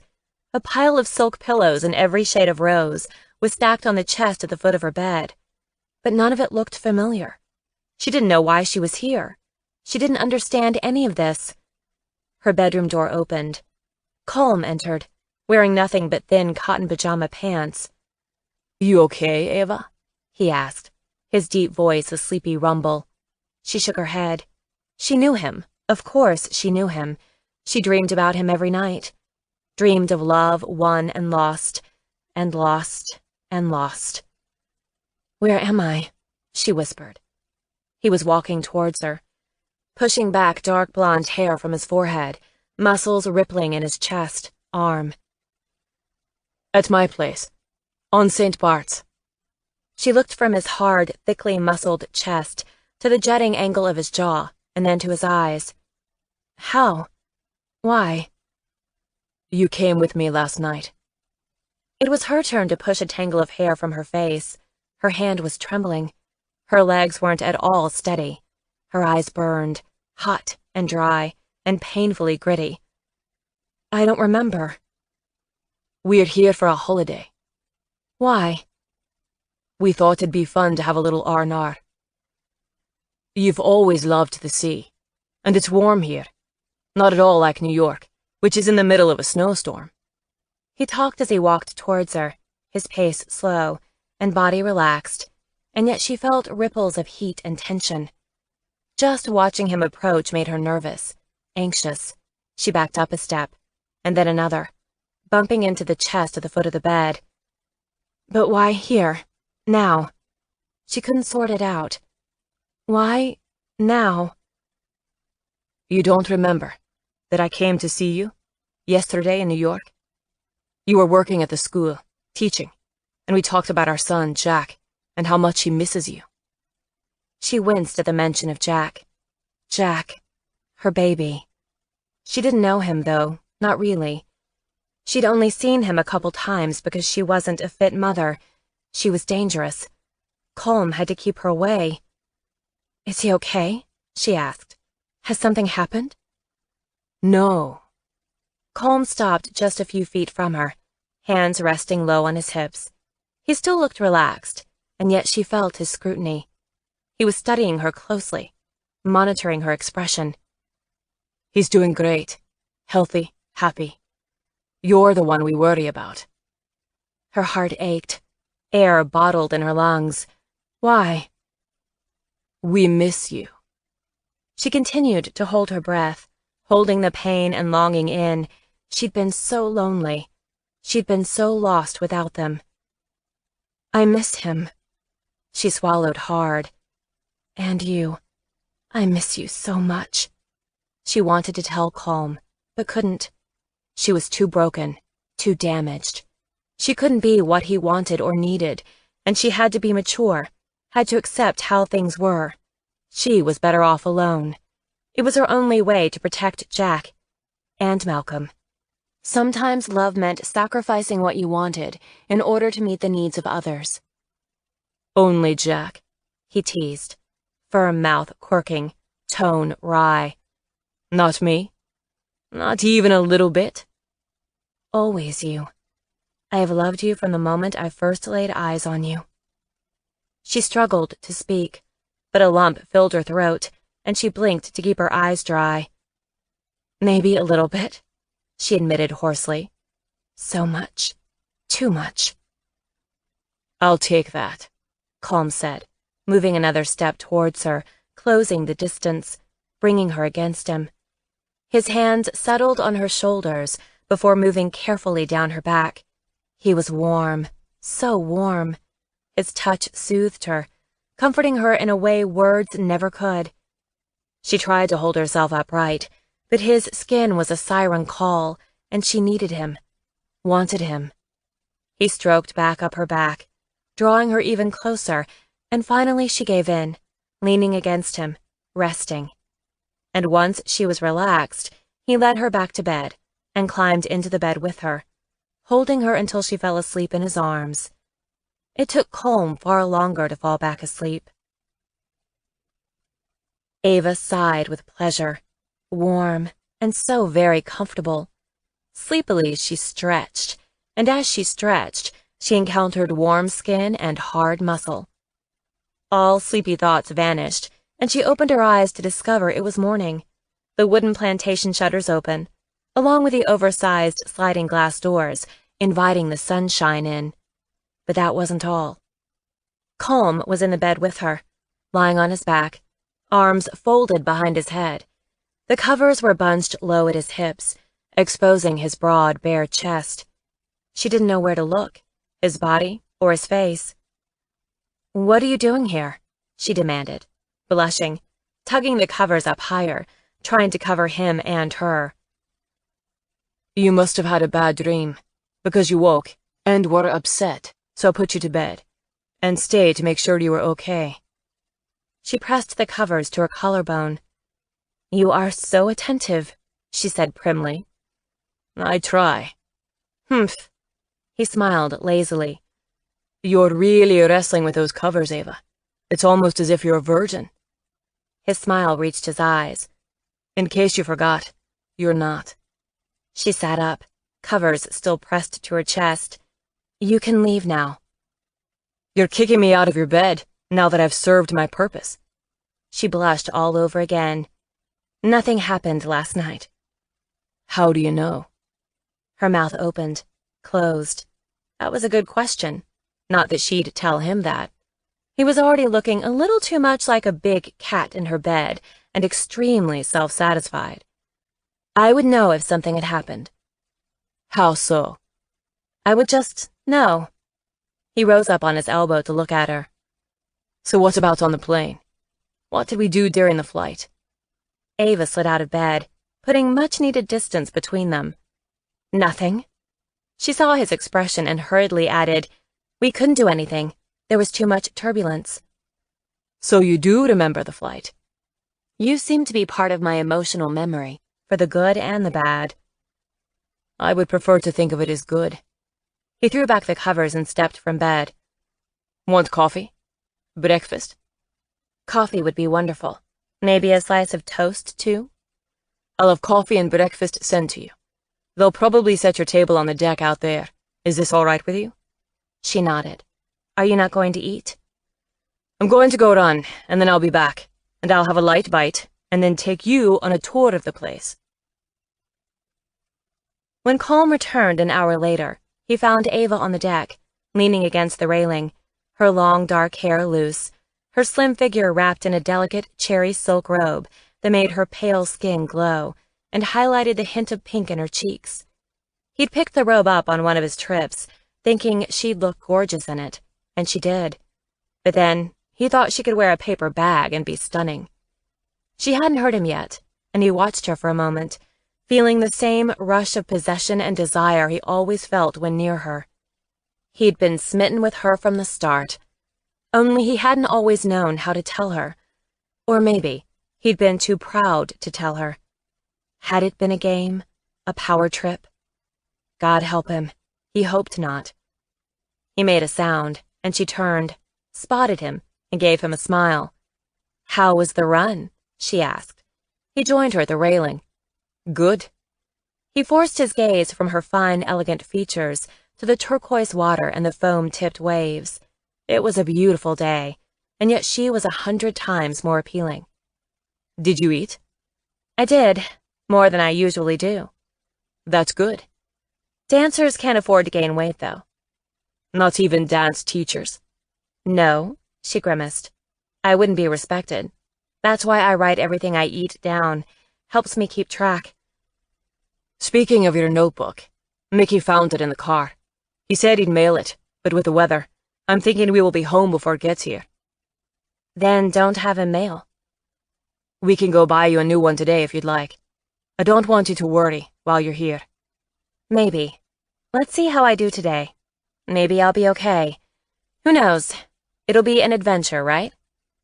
You're in a good mood? I am. I can't help it. It's gorgeous here. She lifted her face to the sun and sighed with pleasure. And warm. I don't hurt. It's amazing. Feel up to a tour of the place? This place is bigger than this one wing, isn't it? You're in the main house now, and then there are 4 guest bungalows scattered around the property. How big is the property? 5 acres. Wow, that's huge. We're not going to see it all. I thought after you dress, we tour the main house, and then see the pool, so you know where to go to cool off. Everything about the main house was beautiful. The stone and crisp white wood a nod to the West Indies architecture, with an open floor plan and walls of French doors that opened onto plantation-style verandas. Every room in the house had an ocean view and a generous veranda. There were 4 bedrooms in the main house, 2 in each wing, and all 4 bedrooms had their own connecting bath. The master bedroom also had a minibar with sink, refrigerator, and coffee pot tucked inside an alcove between the dressing room and bathroom. The house was luxurious, without being cold or imposing. Ava loved it. And this is Jack's room, he said, as they reached the 3rd bedroom, but Ava stopped him before he opened the door. Maybe later, she said, her smile slipping, her buoyancy fading. She couldn't bear to see the room, or a life, of the son she couldn't be with. It had hurt too much. Just knowing it was his bed, his clothes, his toys on the other side of the door made her want to run, scream, cry. She'd failed her son. She'd failed all of them. I've tired you out, Colm said, sounding casual. And yet he knew, she thought. He knew she was afraid. Or maybe he thought she really didn't care. Either way, the guilt and shame engulfed her. I am tired, she said. And it was true. Her chest squeezed tight, making every breath a challenge. Her legs were weighted. She wasn't sure she could move another step. I think I should go to my room and rest. Don't go to your room to hide. It's too early in the day. I'm not hiding. I just need to rest. Then come with me to the terrace. There are lounge chairs where you can put your feet up and relax without being alone in your room. The terrace has access to the pool, as well as my favorite view of the bay. Maybe I need to be alone. Or maybe you're sad, or feeling the need to punish yourself. Her head jerked up. She met his gaze. He gave her a look. You do that, he added. You're so hard on yourself. I don't know what you write in that little notebook of yours, but I imagine it's not always nice things. I have a feeling that along with your shopping lists, or to-do lists, are things like, I'm a terrible person for losing Jack. Her heart fell, and she went hot, then cold. I abandoned him. I made mistakes that day too. I left you two alone. I didn't warn the staff to supervise you. I allowed the situation to happen, but I refused to spend the rest of my life hating myself, or blaming myself for being human, just as I refused to stand by and allow you to hate yourself, either.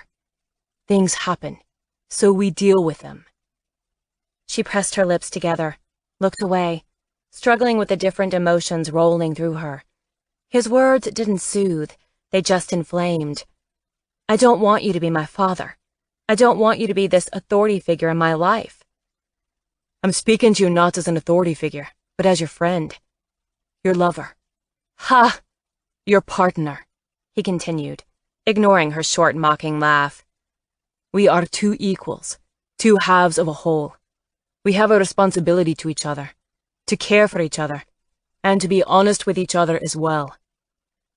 That sounds miserable. He laughed low, the sound incredibly sexy. It doesn't have to be. We can play, have fun. The husky note in his voice matched the heat in his eyes. Her pulse quickened, her tummy flipped. Not sure how to play anymore. Her voice was a little too breathless. Her legs felt a little too jelly-like. I remember how. I can show you. His inflection made her flush. I have a feeling that you're talking about sex. Sex is play. Sex is fun. He reached out and gently tugged on a long, dark tendril of hair. You are so beautiful. You deserve to play and have fun. You deserve to feel good and gorgeous. When is the last time you felt good, Ava? Her heart was racing now. She pressed her knees together, trying to ignore the ache inside of her. He found another tendril and then another, his hand sliding through her hair, playing with it. Do you ever make yourself feel good? Do you ever? No, she gritted, flushing hotly, and yet unable to look away from his gaze, transfixed by the intensity and fire in the glowing blue-green depths. It had been a long time since she felt good. It had been forever. He reached for her, drawing her towards him. Why not? You're talking nonsense, she whispered, fighting to deny his effect on her, and failing. Her body was responding. She was melting on the inside, her skin sensitive, her breasts tender inside her bra, while deep between her legs she felt empty, hungry. How could he do this so easily? Reduce her to a puddle of want. He was leaning against the wall, his feet wide, and pulled her all the way between his feet, and, by drawing her forward, he took her weight, supporting her. Let me make you feel good again, Ava, he murmured, tilting her head up and brushing his mouth across hers, once and then again. Your lips are so warm, so soft. She closed her eyes at the fleeting kiss. Her heart galloped madly. You are playing dirty. I've always gone after what I wanted, and I want you, Ava. Once more his mouth covered hers, but this time the kiss was firm, insistent, and his lips parted hers, his tongue sweeping the soft fullness of her lower lip, waking every nerve in her body. She shivered against him, feeling so much, remembering them, as they had been before she'd been hurt. It felt good, familiar, being in his arms, and yet it was also overwhelming. Their relationship had always been so fiery. The physical had consumed both. They'd been passionate lovers, not friends, and maybe that was part of the problem in the months and years following the accident. They didn't know how to be anything but lovers, and that didn't work for them anymore. Your mouth is so warm and sweet, he said. It makes me think of how warm and soft you are between your thighs, and how much I love to kiss you there. You can't say that, she protested against his mouth. Oh, I can, just as I can still make you mine. I know you want me still. And then he set about proving his point, deepening the kiss, running the tip of his tongue along the seam of her lips, applying just the right amount of pressure, kissing her just the way she loved to be kissed, coaxing the response he wanted, until she opened her mouth to him with a sigh. His tongue swept inside her mouth, taking her, tasting her, sending darts of delicious sensation racing through her, as bright pricks of light exploded behind her eyelids, electrifying her from head to toe. She'd forgotten this, the pleasure of a kiss. She'd forgotten this, how good it felt to be touched, desired. For the first time in ages, she felt wonderfully alive, tingling all over. His head lifted briefly. His eyes were dark. You can't deny this, he rasped, sweeping his thumbs across her cheekbones. You can't deny us a chance. She stared up at him, dazed, her senses stirred, her blood humming. It was virtually impossible to think, much less form a coherent thought. But she tried. She tried to remember why this was wrong, why this wouldn't work. It's just the physical. He ran the pad of his thumb over her tender mouth, stroking ever so lightly in the middle of her soft, swollen lower lip, making her nerves tighten and dance. Liar. You and I know carnal, babe, but this is more than sex. This is so intense, because we're invested in each other. We want each other. We need each other. His thumb strummed her lip. I need you, and you can say what you want, but I know you need me too. She opened her mouth to deny her attraction, deny him, but he wasn't having it. His head dipped, his mouth took hers, the kiss fierce, almost punishing. His tongue found hers, and he drew her tongue into his mouth, sucking rhythmically on the tip, an exquisite tension that made her press against him, craving friction and relief. But he wasn't interested in soothing her. He wanted her to feel, and ache, and he was making sure she was hot, wet. And she was hot, so hot, a thick honey in her veins, her panties growing damper against her skin. If he touched her, she'd be slick and ready for him. She was always ready for him. It was impossible to resist him. She'd always been putty in his hands, but it wasn't a good thing. He was her weakness, still. If she had any sense, she'd pull away now. She'd utter a sharp rebuke and reject him soundly. But she wanted this. She wanted everything she'd missed, and when his hand went to her jaw, angling her head to give him even deeper access to her mouth, she trembled with need. His palm slid down her throat, fingers finding nerves she didn't even know she had. Ava leaned against him, dazzled by the riot of sensation and the sharp, insistent desire. It had been over a year since they'd last made love, but the hunger was still there. A feverish wanting that charged every kiss, every touch. No one had ever made her feel so much. No one had ever made her want so much. Sensation rippled through her, followed by waves of bittersweet pleasure. He was claiming her with a kiss, reminding her she'd always been his, and would always be his, and she couldn't deny it. Not when he melted her from the inside out, and her body ached for his hands and touch, needing his body and the release. His head lifted, and he gazed down into her face, his features hard, his expression fiercely possessive. You still want me, he rasped. That's never been the issue, she answered, breathing fast, dazed by the explosive chemistry. Then that's a start, he retorted, gently pulling her away and then stepping back a foot. I can work with that. Ava swayed on her feet, dazed, lips and body pulsing. From the heat of the kiss, she'd expected Calm to either take her here, in the hall, or carry her off into the nearest bedroom and ravish her. But instead, he was backing off, right when she was ready for more.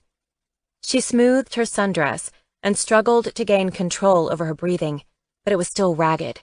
She felt ragged, as well as hot, and hungry. He'd made her want more, and yet now he was pulling away. So not fair. Frustrated, she looked up at him and their gazes locked. She realized from his expression he knew exactly how she felt. He'd done this deliberately, turned her on, and then backed off. That was dirty, she said hoarsely. Not dirty. We're playing. In that case, we have a very different definition of playing. He laughed softly. I don't think so. I just think you're out of practice. Pleasure isn't something to be rushed. Desire needs to be stirred. Oh, it's stirred. And senses need to be teased. You've done that as well. His lips twitched. So enjoy the anticipation. That's half of the pleasure.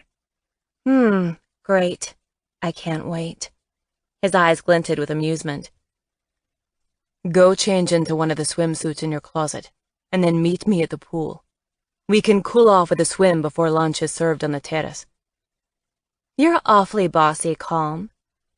Just wait until I get you into bed. Chapter 7. They swam and splashed about the pool for a half hour, and then lay on the plush lounge chairs, soaking up the sun for another half-hour. They were still relaxing when staff appeared and set the table on the veranda. It was a joy to eat lunch outside, with a stunning view of the rocky green hills that gave way to the dazzling turquoise water. It was warm without being too hot, and the seafood lunch was perfectly flavored. Ava ate more than she usually did, and could tell Colm approved. "I'm glad you're eating," he said, as she finished the prawn salad. "I hate that you've spent most of your life starving yourself to stay ballerina thin. Your life has been about constant deprivation." I try not to think of it that way. It's not deprivation, it's a discipline. Do you still count every little calorie? If I had my notebook here, yes. Why? It's habit. But you're so slender, Ava. You could stand to gain 5, 10, 15 pounds, and your body needs protein, vitamins, nutrients. You need to eat real food, good for your body and soul food. She grimaced. You're a bit of a nag, you know? I refuse to be offended. She shook her head, smiling. That's fine, but just know I can't spend all 4 days here eating and drinking. There must be moderation. We did swim, and walk a little. It is gorgeous here. She glanced around, taking in the lush landscaping of palms, white hibiscus and bougainvillea, in shades of white, pink, and purple. The view is incredible, but it's also surprisingly peaceful. Growing up, her family had a beach house in Mar del Plata on Argentina's Atlantic coast, but that was truly a house on the beach, while Colm's villa was part of a sprawling estate on the side of a mountain. The beach wasn't anywhere nearby. In fact, she wasn't sure he even had beach access. If you want to go to the beach, where do you go? We have our own beach down below. How do you get there? There's a little gondola that whisks guests up and down the mountain. You're choking. No, it was here when I bought the estate, and I'm glad, because what is the point of having a Caribbean getaway if you don't have a private beach? A 5-acre estate with 4 guest bungalows and a private gondola must have been a serious chunk of change. Dare I even ask how much it was? You'd be disgusted. A ridiculous extravagance, but it did help a friend. 15 million. Far more disgusted than that. Her eyes widened. Over 20? You're still off by quite a bit. Colm. I thought you'd like the gondola. Don't even put that on me. That's absurd. It's an investment, and it'll hold its value. St. Bart's is the hot spot in the Caribbean, and has been for years. He broke off as a young woman in a tailored dove-gray dress approached. I have a surprise for you, he said to Ava. This is Genevieve, and she's your assistant for the next few days. Ava shot Colm a quick, worried glance. Why do I need an assistant? To make sure you're comfortable, he answered. But I am already, Ava protested. She'll make you even more comfortable. Is that possible? Genevieve used to work for a very exclusive spa in Switzerland. She's an expert in pampering, and she has something planned for you this afternoon while I sit in on some conference calls with New York. Don't be nervous. This is supposed to be fun. So go with her now, and I'll see you later this afternoon for cocktails and dinner. Colm had meant to be reassuring, but Ava's stomach knotted as she followed Genevieve down a garden path towards one of the guest bungalows. You're here to relax, Genevieve said cheerfully, leading the way up the steps and into a spacious room decorated in tropical pinks, greens, and coral, with a breathtaking view of the turquoise sea. Mr. Mackenzie has insisted everything be perfectly pleasurable, and that's exactly how it shall be. Ava watched Genevieve open a door to an adjacent bath. There's a robe here for you, Genevieve added, walking briskly through the pink and white marble bath that looked almost like a sweet confection, and gestured to a plush pale pink robe hanging on a gold hook next to the enormous glass shower. Why don't you shower and then slip into the robe? Don't put anything on under your robe. Once dressed, come out and I'll take you to the garden. The garden? Ava repeated, feeling foolish and terribly out of her element. She'd be better off in New York right now. She wasn't good at this sort of thing. She didn't know how to relax anymore. Nor could she afford to relax. Bad things happened if she let down her guard. She missed her notebook, and her lists, and her focus more than ever right now. But Genevieve was oblivious to Ava's discomfort, and set about opening the rest of the sliding plantation shutters to allow more afternoon sunshine to flood the high-ceilinged bathroom, revealing a private walled garden off the bath. The walled garden teemed with tropical flowers, and a linen-covered massage table stood in the midst of the lush greenery. "We'll do the massage outside. It's perfectly private so you can relax, and then after the massage, we have a pedicure and manicure planned, and then your hair." There really must be something wrong with her, Ava thought, looking longingly towards the hall and the front door, when all she wanted to do was run away, rather than give herself over to a proper massage. "This isn't necessary. I'm really not used to much fuss." "Exactly, which is why Mr. Mackenzie wants you to be fussed over. He insists you be pampered and spoiled and treated like royalty, and that is just what I intend to do." "I've got scars. My early training was at a rehabilitation hospital in Zurich. Many of those I worked with were paralyzed. I have seen it all, trust me." Ava wasn't very good at trusting anyone anymore. But once on the massage table, Ava had to admit that Genevieve was very good at what she did. Ava had forgotten the bliss of a good massage. There was power in touch, power in being treated gently, kindly, and Ava's tension and anxiety melted as Genevieve kneaded, massaged, and applied fragrant oils, followed by cool, soothing towels and lotions. Several hours later, still bundled in the plush robe, but with her skin glowing, hair shampooed and blow-dried, and nails freshly polished, Ava faced a huge walk-in closet filled with clothes she'd never seen before. "Mr. Mackenzie had them made for you," Genevieve explained, flicking on the closet light. "They're all top designers, and rather fun clothes, don't you think?" "Fun? How about impractical? Silk pants, skimpy beaded tops, short skirts, long slim skirts, sheer chiffon blouses that showed far too much of everything." "I think they're a bit short on fabric," Ava said, holding up a rich amethyst silk camisole that was also nearly backless and a narrow long skirt with a thigh-high slit. "You've an amazing figure. Might as well show it off. Besides, there's no one here to see but Mr. Mackenzie." Ava's stomach did a wild dive, precisely her worry.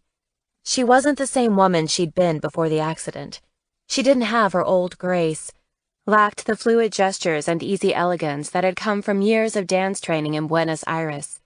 She might not need the walker or cane, but she was far from sexy. Ava returned the purple silk outfit to the hanger. "I think something more conservative. Black, high neck." Genevieve shook her head. "You won't find anything like that here. Mr. Mackenzie made sure of that. But this shade of purple will look fantastic on you. Let's get you dressed." It was almost dusk when Genevieve led Ava back down the long garden path, from one flagstone path to another.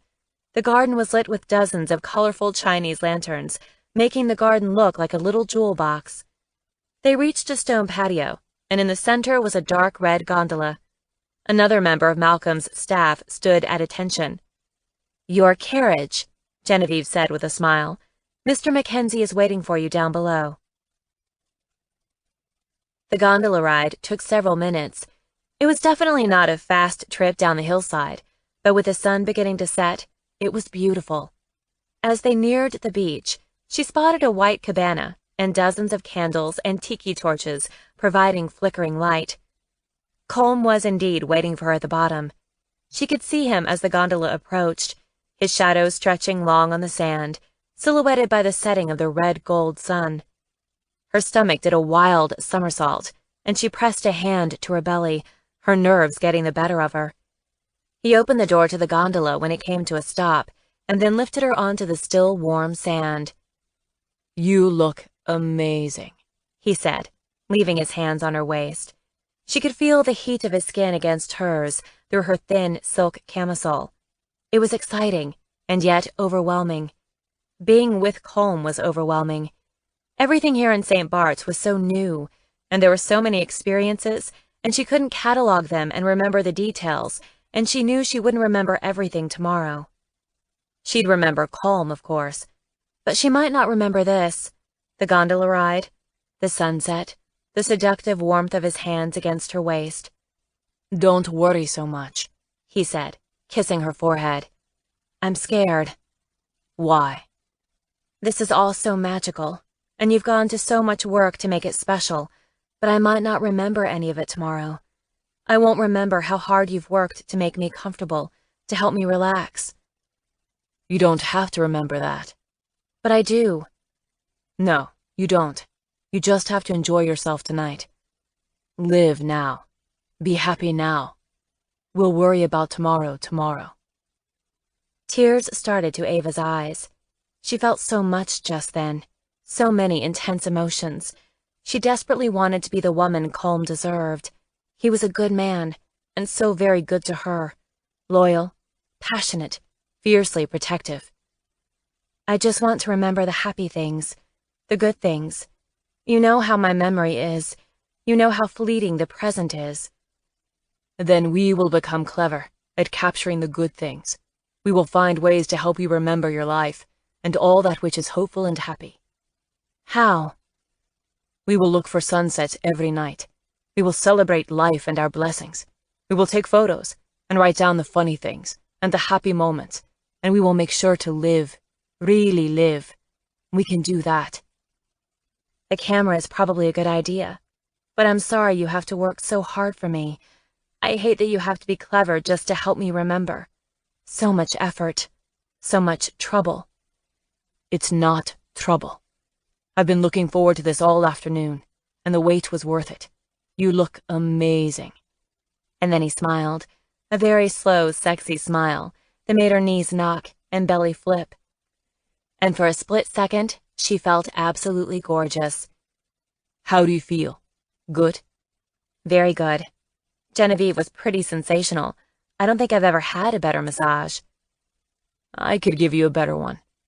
"No, you'd get distracted by the girl bits and end up massaging the wrong parts." He laughed. "You would have enjoyed it, though." "Yes, but I don't know how relaxing it would have been." "Well, you would have been relaxed after." But she was smiling as she blushed. "We seemed to discuss sex a lot." "That's because we enjoyed sex a lot." He shot her a swift glance as he took her arm to lead her across the sand to the cabana. "Or do you not remember?" "No, I do remember that. Maybe that's what makes me nervous. It seems as if we were just interested in the physical aspect of a relationship." She was grateful for his arm, as the thick, soft sand gave way beneath each foot, making it difficult to keep her balance. "Am I wrong?" "Not wrong." He walked her to a low couch and made sure she was sitting comfortably before turning to open the champagne chilling on ice. "Does that bother you? That we were so physical?" Ava blushed, her skin growing hot all over. She shifted one of the soft silk pillows, giving herself more room. "I just worry that it might not be enough, or that it isn't enough. And I don't remember." He didn't immediately reply, focusing instead on easing the cork from the green bottle. The cork popped, and he filled one flute, and then the other. "We were good together," he said simply, handing her a flute. "We enjoyed each other. I'm not sure either of us analyzed it." He faced her, big, imposing, so very self-assured. Truly they were a study in opposites, she thought. He had everything, and she, well, it was probably better to leave that alone. "At least, I never did," he added. "It was enough that I liked you, and wanted to be with you, whenever our schedules permitted." She listened to what he was saying, and yet something rang false, and she couldn't figure out what wasn't right, what wasn't true. He was here before her, tall, handsome, successful, ridiculously successful. If he bought an island estate for $24 million, he could probably buy and sell small kingdoms if he wanted. And he said he wanted her. Her. It didn't make sense. And no, her memory wasn't what it used to be, but she still had logic. And logic made her question a relationship where she had never once heard him mention the word love. If he didn't love her, then why was he so loyal? If he didn't love her, why hadn't he moved on? Was it because of Jack? Was it Jack he loved so much? "What are you thinking?" he asked, brow creasing. Am I so transparent?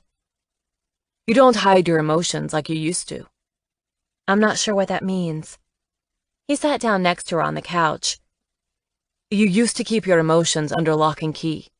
You didn't like to show any weakness." And yes, emotions were a weakness. "If you thought they'd be used against you." He hesitated. "You were that way from the time I met you. That wasn't a you and me thing, but an Ava thing. I always wondered if that came from dance, or maybe before that. If it was something you learned at home, as a girl in Argentina."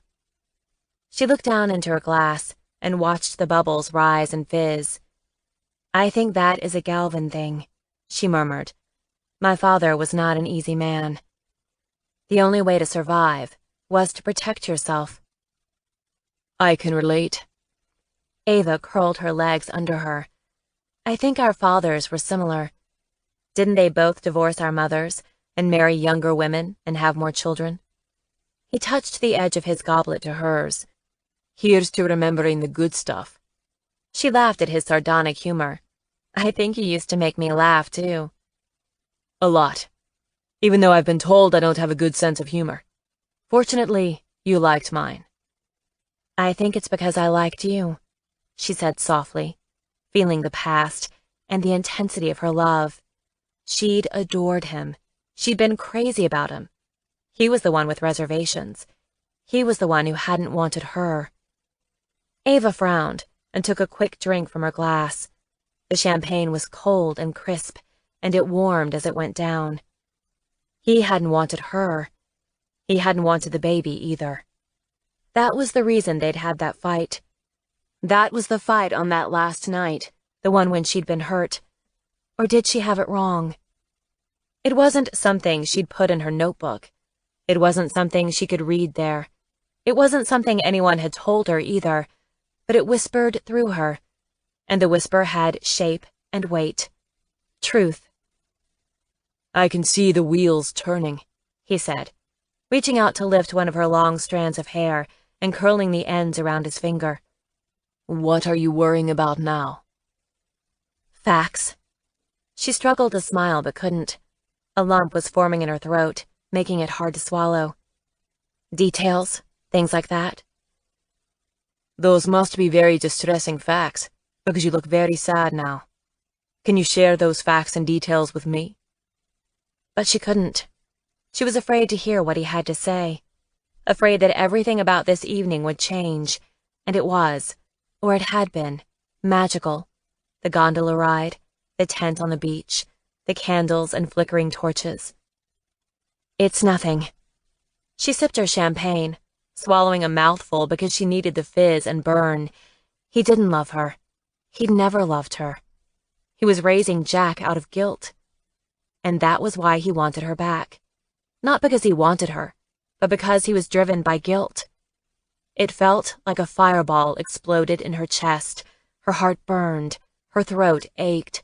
Pain rushed through her. She turned her head and looked at him, unable to keep the words to herself.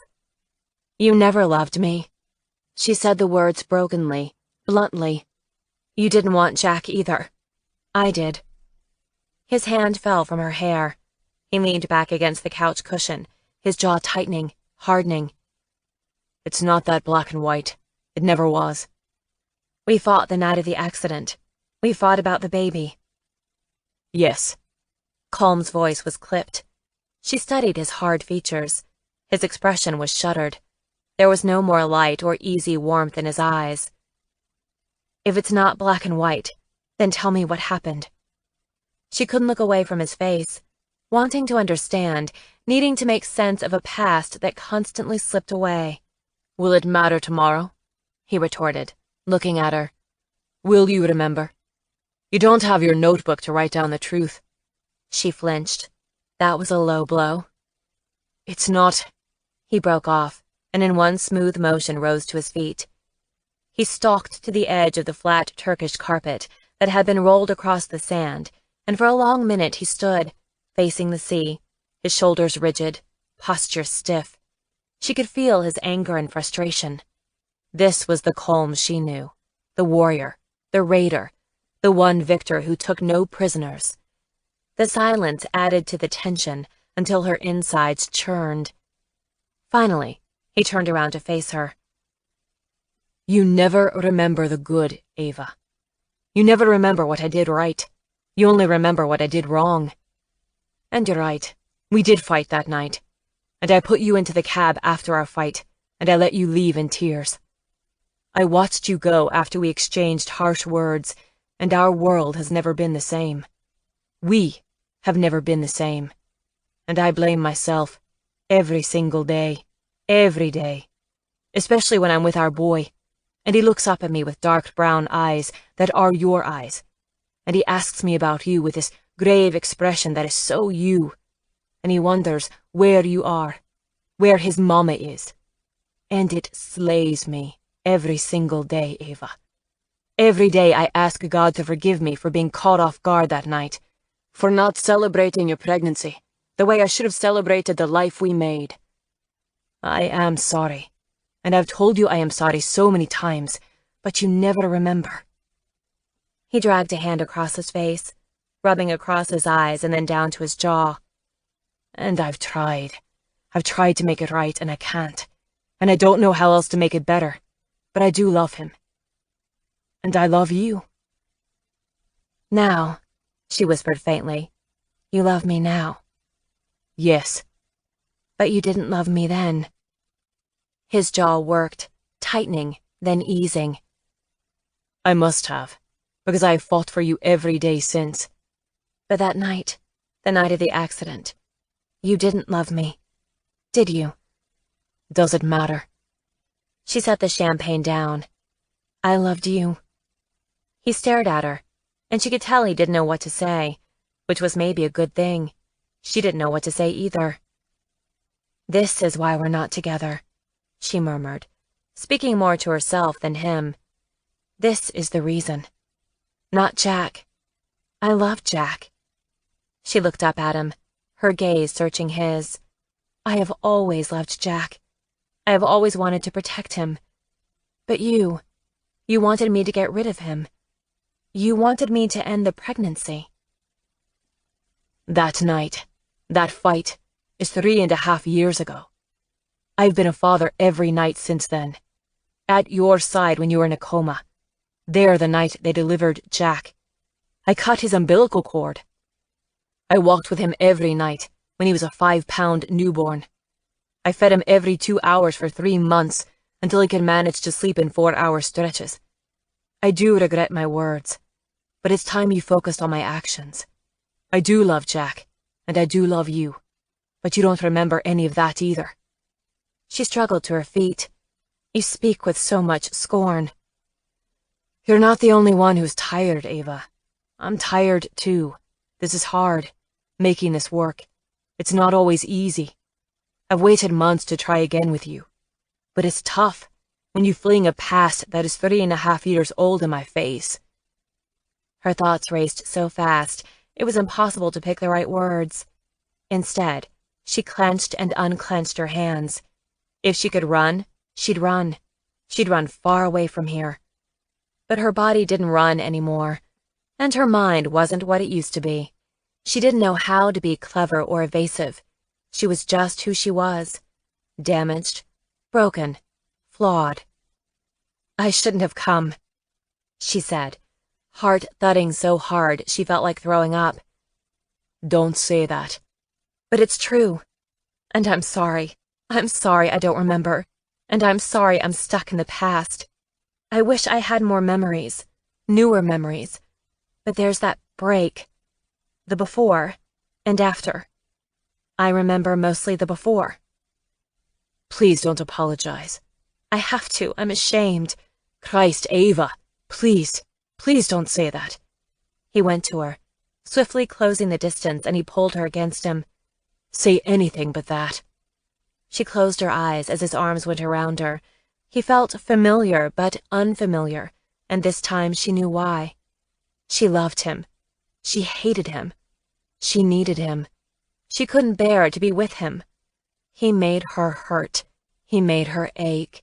He made her wish she'd never met him. Chapter 8.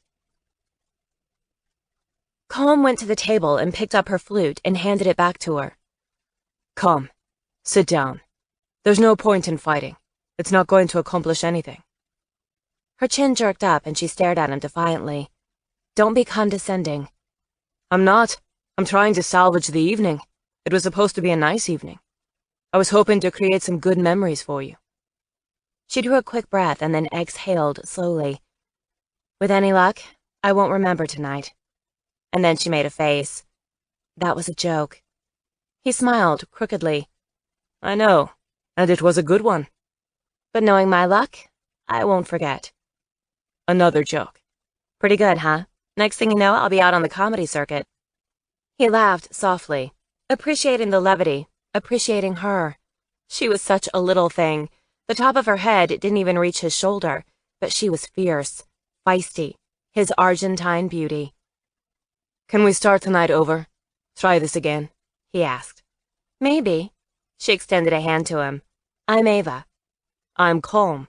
It's nice to meet you, Colm. Do I detect an accent? I was raised in Scotland. I was raised in Argentina. What brought you to the US, Ava? Ballet. I'm a dancer. She broke off, corrected. Was a dancer. I just teach now. What about you? I buy things, sell things, make money.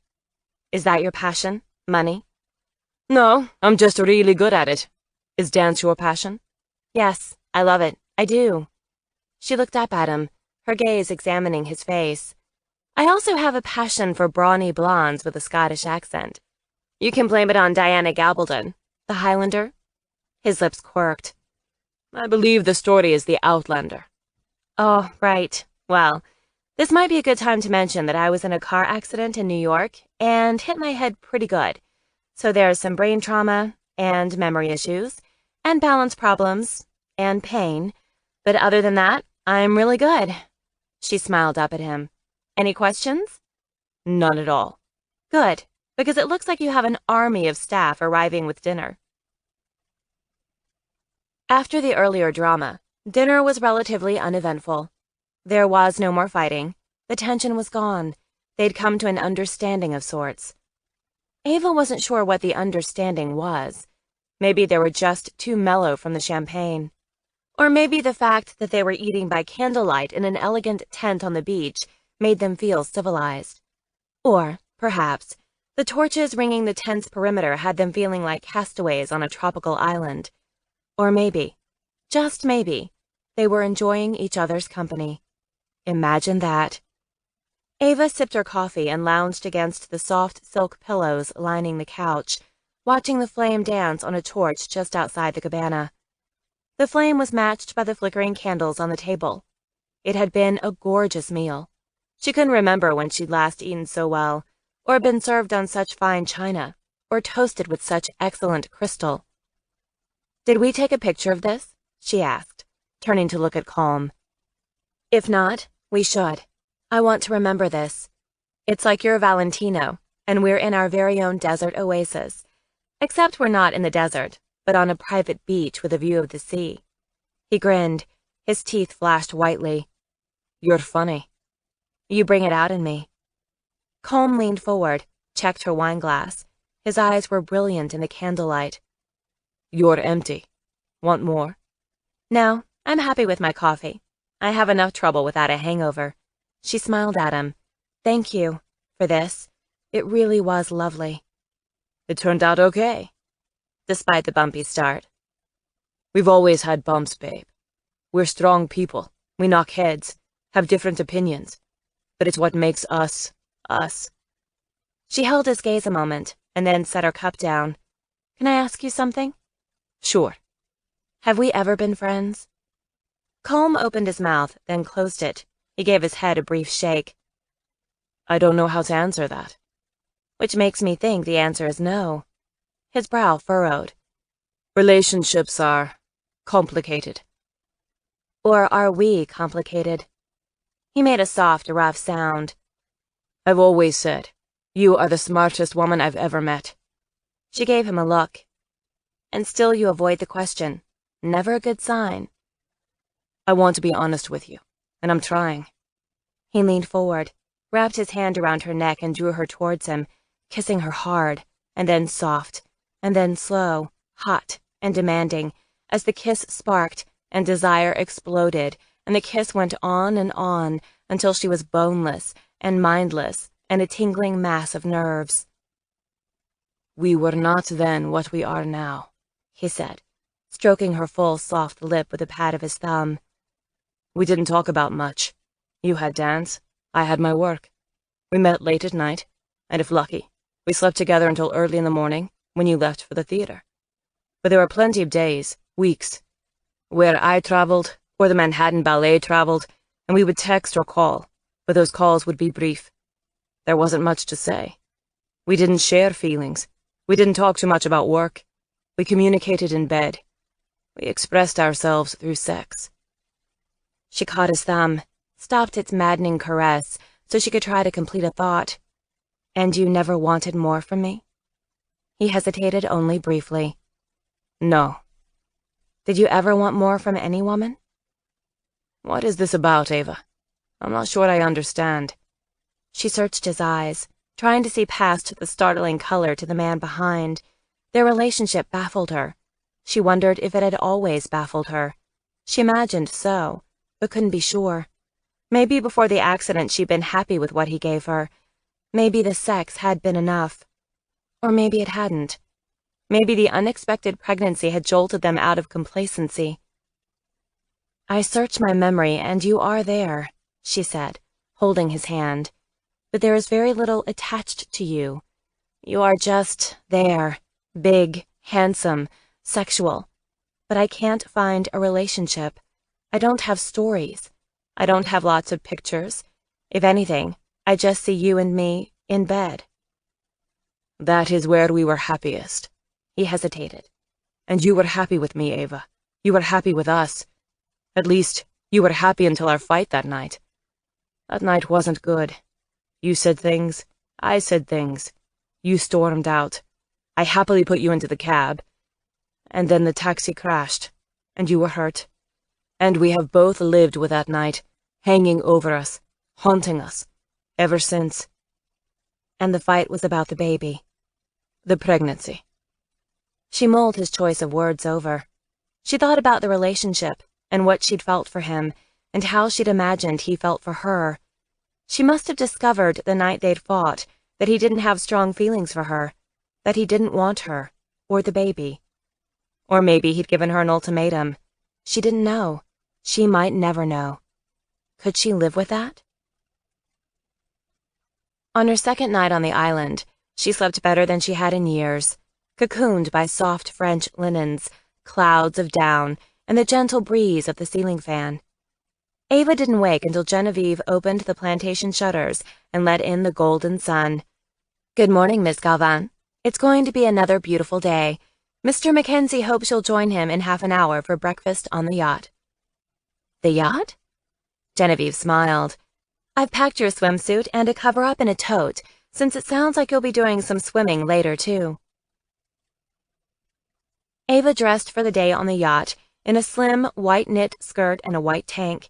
She let Genevieve do her hair, and was pleased by the loose but stylish ponytail. Once she was ready to go, Genevieve drove Ava to the gondola platform in one of the estate's small golf carts to keep Ava from having to walk too much too early in the day. Colm was waiting for her at the bottom of the gondola, and he escorted her across the beach to a small motorboat, waiting to ferry them out to the yacht anchored in the bay. Ava was delighted to be out on the water, and laughed as the motorboat hit a wave and gave them a light splash. In Argentina, she'd spent a lot of time on the water as a girl, and being here was bringing back memories of her family and the holidays at the sea. Happy? Colm asked, as the boat neared the anchored yacht. She nodded. I love this. Reminds me of home. On the yacht, Colm took her on a brief tour, so she'd have her bearings, and then they took seats at a table on one of the back decks to take advantage of the morning sun. It was a perfect morning, warm, but not hot, with just a few puffy white clouds to highlight the azure sky. Staff appeared with pitchers of fresh squeezed juices and pots of strong black coffee, and then followed with platters of eggs and grilled tomatoes and breakfast meats. Ava focused on coffee and a delicate croissant, while Colm ate a little bit of everything. They didn't talk much over breakfast, content to just enjoy the meal, the sun, and the passing scenery. It was a spectacular way to see the island. From the water, St. Bart's was a jagged sweep of green, circled by white sand and lapping blue waves. "This isn't real," she said. "I don't feel real. I'm not even sure you're real." "Let me check that," he said, and before she knew what was happening, he dipped his head and kissed her. A shiver of pleasure raced through her at the touch of his lips. He tasted good, warm, and she shivered again as the tingle of sensation gave way to heat. She always forgot how quickly the fire between them ignited. And it ignited now, hotter than ever. By the time Colm lifted his head, her heart was racing, and she felt positively electric. How could one small kiss be hot and cold? How could it burn? How could it make her feel so painfully alive? "It seems real enough to me," he answered lazily. She flushed, battling emotion. She wanted more, even as she knew more wasn't good for her, or them. "You look great today," he added. "But then I've always liked you in white. It sets off your gorgeous hair and eyes." "Thank you." "You've begun to exercise again, haven't you?" She glanced down, taking in the short skirt and length of bare leg.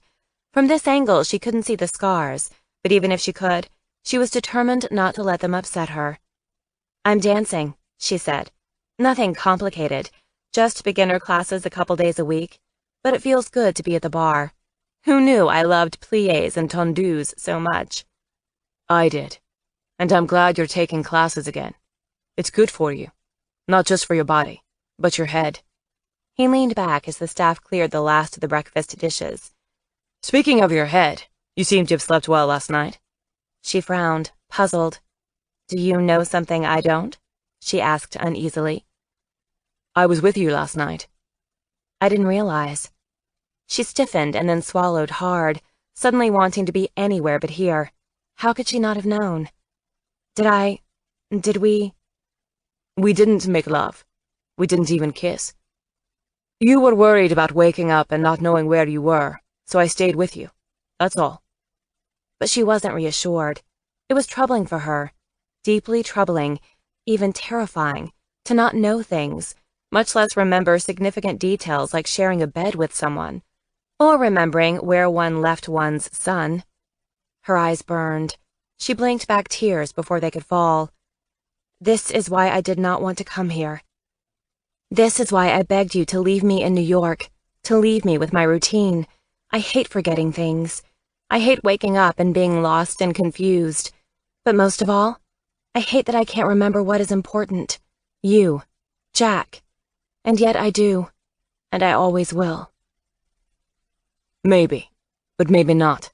You are better, Ava. Much, much better. And you know it." He leaned towards her, his big body invading her space, making the hair on her nape rise and her skin prickle with awareness. "Look at you. You're beautiful. And you're happy here. And Ava, you'd be even happier with Jack." He pushed an envelope towards her. He'd kept it hidden under the placemat, but wanted her to have it now. "You don't have your notebook here, but if you did, I'd have you put these in it, to remember how you are, not how you imagine yourself to be." Her hands trembled as she opened the envelope and withdrew a half-dozen photos. There were snapshots taken of the beach and sunset, another one of the tent, glowing with fresh flowers and candlelight, and then there were 4 of her, talking, laughing, smiling, and then just one of looking off towards the horizon, her expression thoughtful, perhaps a little wistful, but there was no pain in her features, no tension in her expression. "You are this woman, Ava. Beautiful, intelligent, passionate, proud, funny, regal. I could go on." He tipped her chin, looked into her eyes. "And you are ours. You are important and necessary to our family. We need you. A lump filled her throat, and she pulled away and glanced down at the photos she'd spread in a half circle on the table. One wouldn't know she'd been so badly hurt from looking at these photos. She could see what Colm saw, the thick, long hair tumbling down her back, the wide, expressive eyes, the curve of her generous mouth, the slim shoulder and the skin pale and creamy against the rich plum of the silk camisole. On the outside was beautiful, but the external beauty hid her damaged mind, and it was damaged. Every day she woke up and had to discover herself again. Every day she had to come to terms with who she was and what she now was, and if it exhausted her, how could it not exhaust Colm? And how could it not eventually embarrass her son? She didn't want to cause Jack more pain. Hadn't she hurt him enough already? She tapped the shot of her curled up on the couch, staring out at the horizon. "I don't remember you taking these," she said softly. "It was near the end of the evening. You took a couple of me, and then we took one together. A selfie." "A selfie? How indulgent of us," she teased, if only to hide the pain. She would go through life and not remember it. She'd go through life and forget everything that made life life. "We had fun last night." She struggled to smile, not wanting him to see the tears that were making her eyes sting and grow gritty. "I'll have to trust you on that." "That's why I took the pictures. I wanted you to have memories." "But I don't remember. They are your memories, not mine." He looked at her for a long moment, and he seemed to be choosing his words with care. "You don't remember anything of last night." She chewed on her bottom lip, working the tender skin over. "I had a massage, and Genevieve did my hair and helped me dress." "Yes." "And I took the gondola down to the beach." "Yes." "We ate there." She nodded to the photo of the tent. She frowned as she stared at the pictures. "I don't remember what we ate. I don't remember what we talked about either." "But you remember meeting me on the beach and having dinner with me?" She nodded. "Yes." "Do you remember how you felt?" She hesitated a long moment. "I think I was happy. Maybe. I think I was also unhappy." She nudged a photo, sliding it over another. "Did we fight?" she asked, looking up at him. "No. Why?" "Because I feel there was something that wasn't happy." "We talked about the accident last night.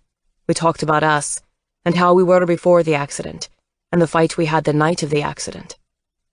He'd spoken calmly, casually, but each word felt like a blow. She put a hand to her chest, rubbing at the knot of pain. "That's why I was unhappy. We were fighting because you didn't want Jack, and I did, and yet because I got hurt, you have Jack and I don't, and we both feel guilty."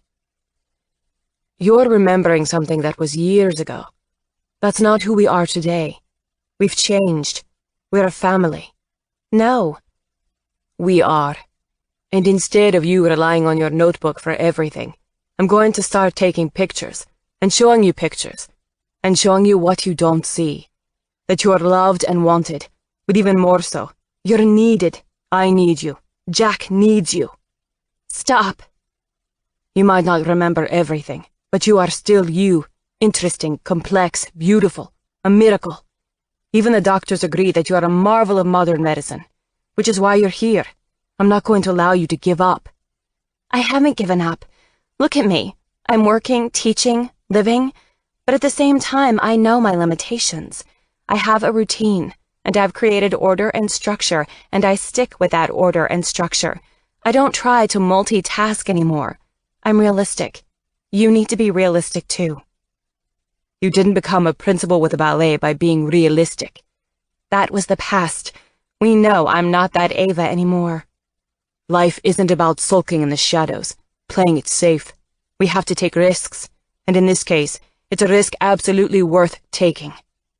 His voice dropped, deepening, feathering up and down her spine, the way his hands used to travel the length of her. "Jack's worth it, Ava. You know he is." She gasped for a breath, heart tumbling. Jack.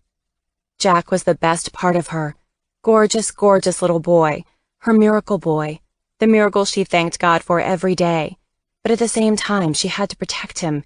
She had to protect him from her. He could have died that day as she abandoned him in his stroller. He could have been kidnapped or murdered. Yes, bad things could have happened that day, Colm interrupted, able to read her emotions. But they didn't. Security found him. I was able to get him. Everything turned out fine. But it wasn't fine, she whispered, still horrified, still deeply ashamed of what she'd done that day, and of how incredibly stupid and irresponsible she'd been. She had many highs and lows in her life, but that moment had been by far the lowest.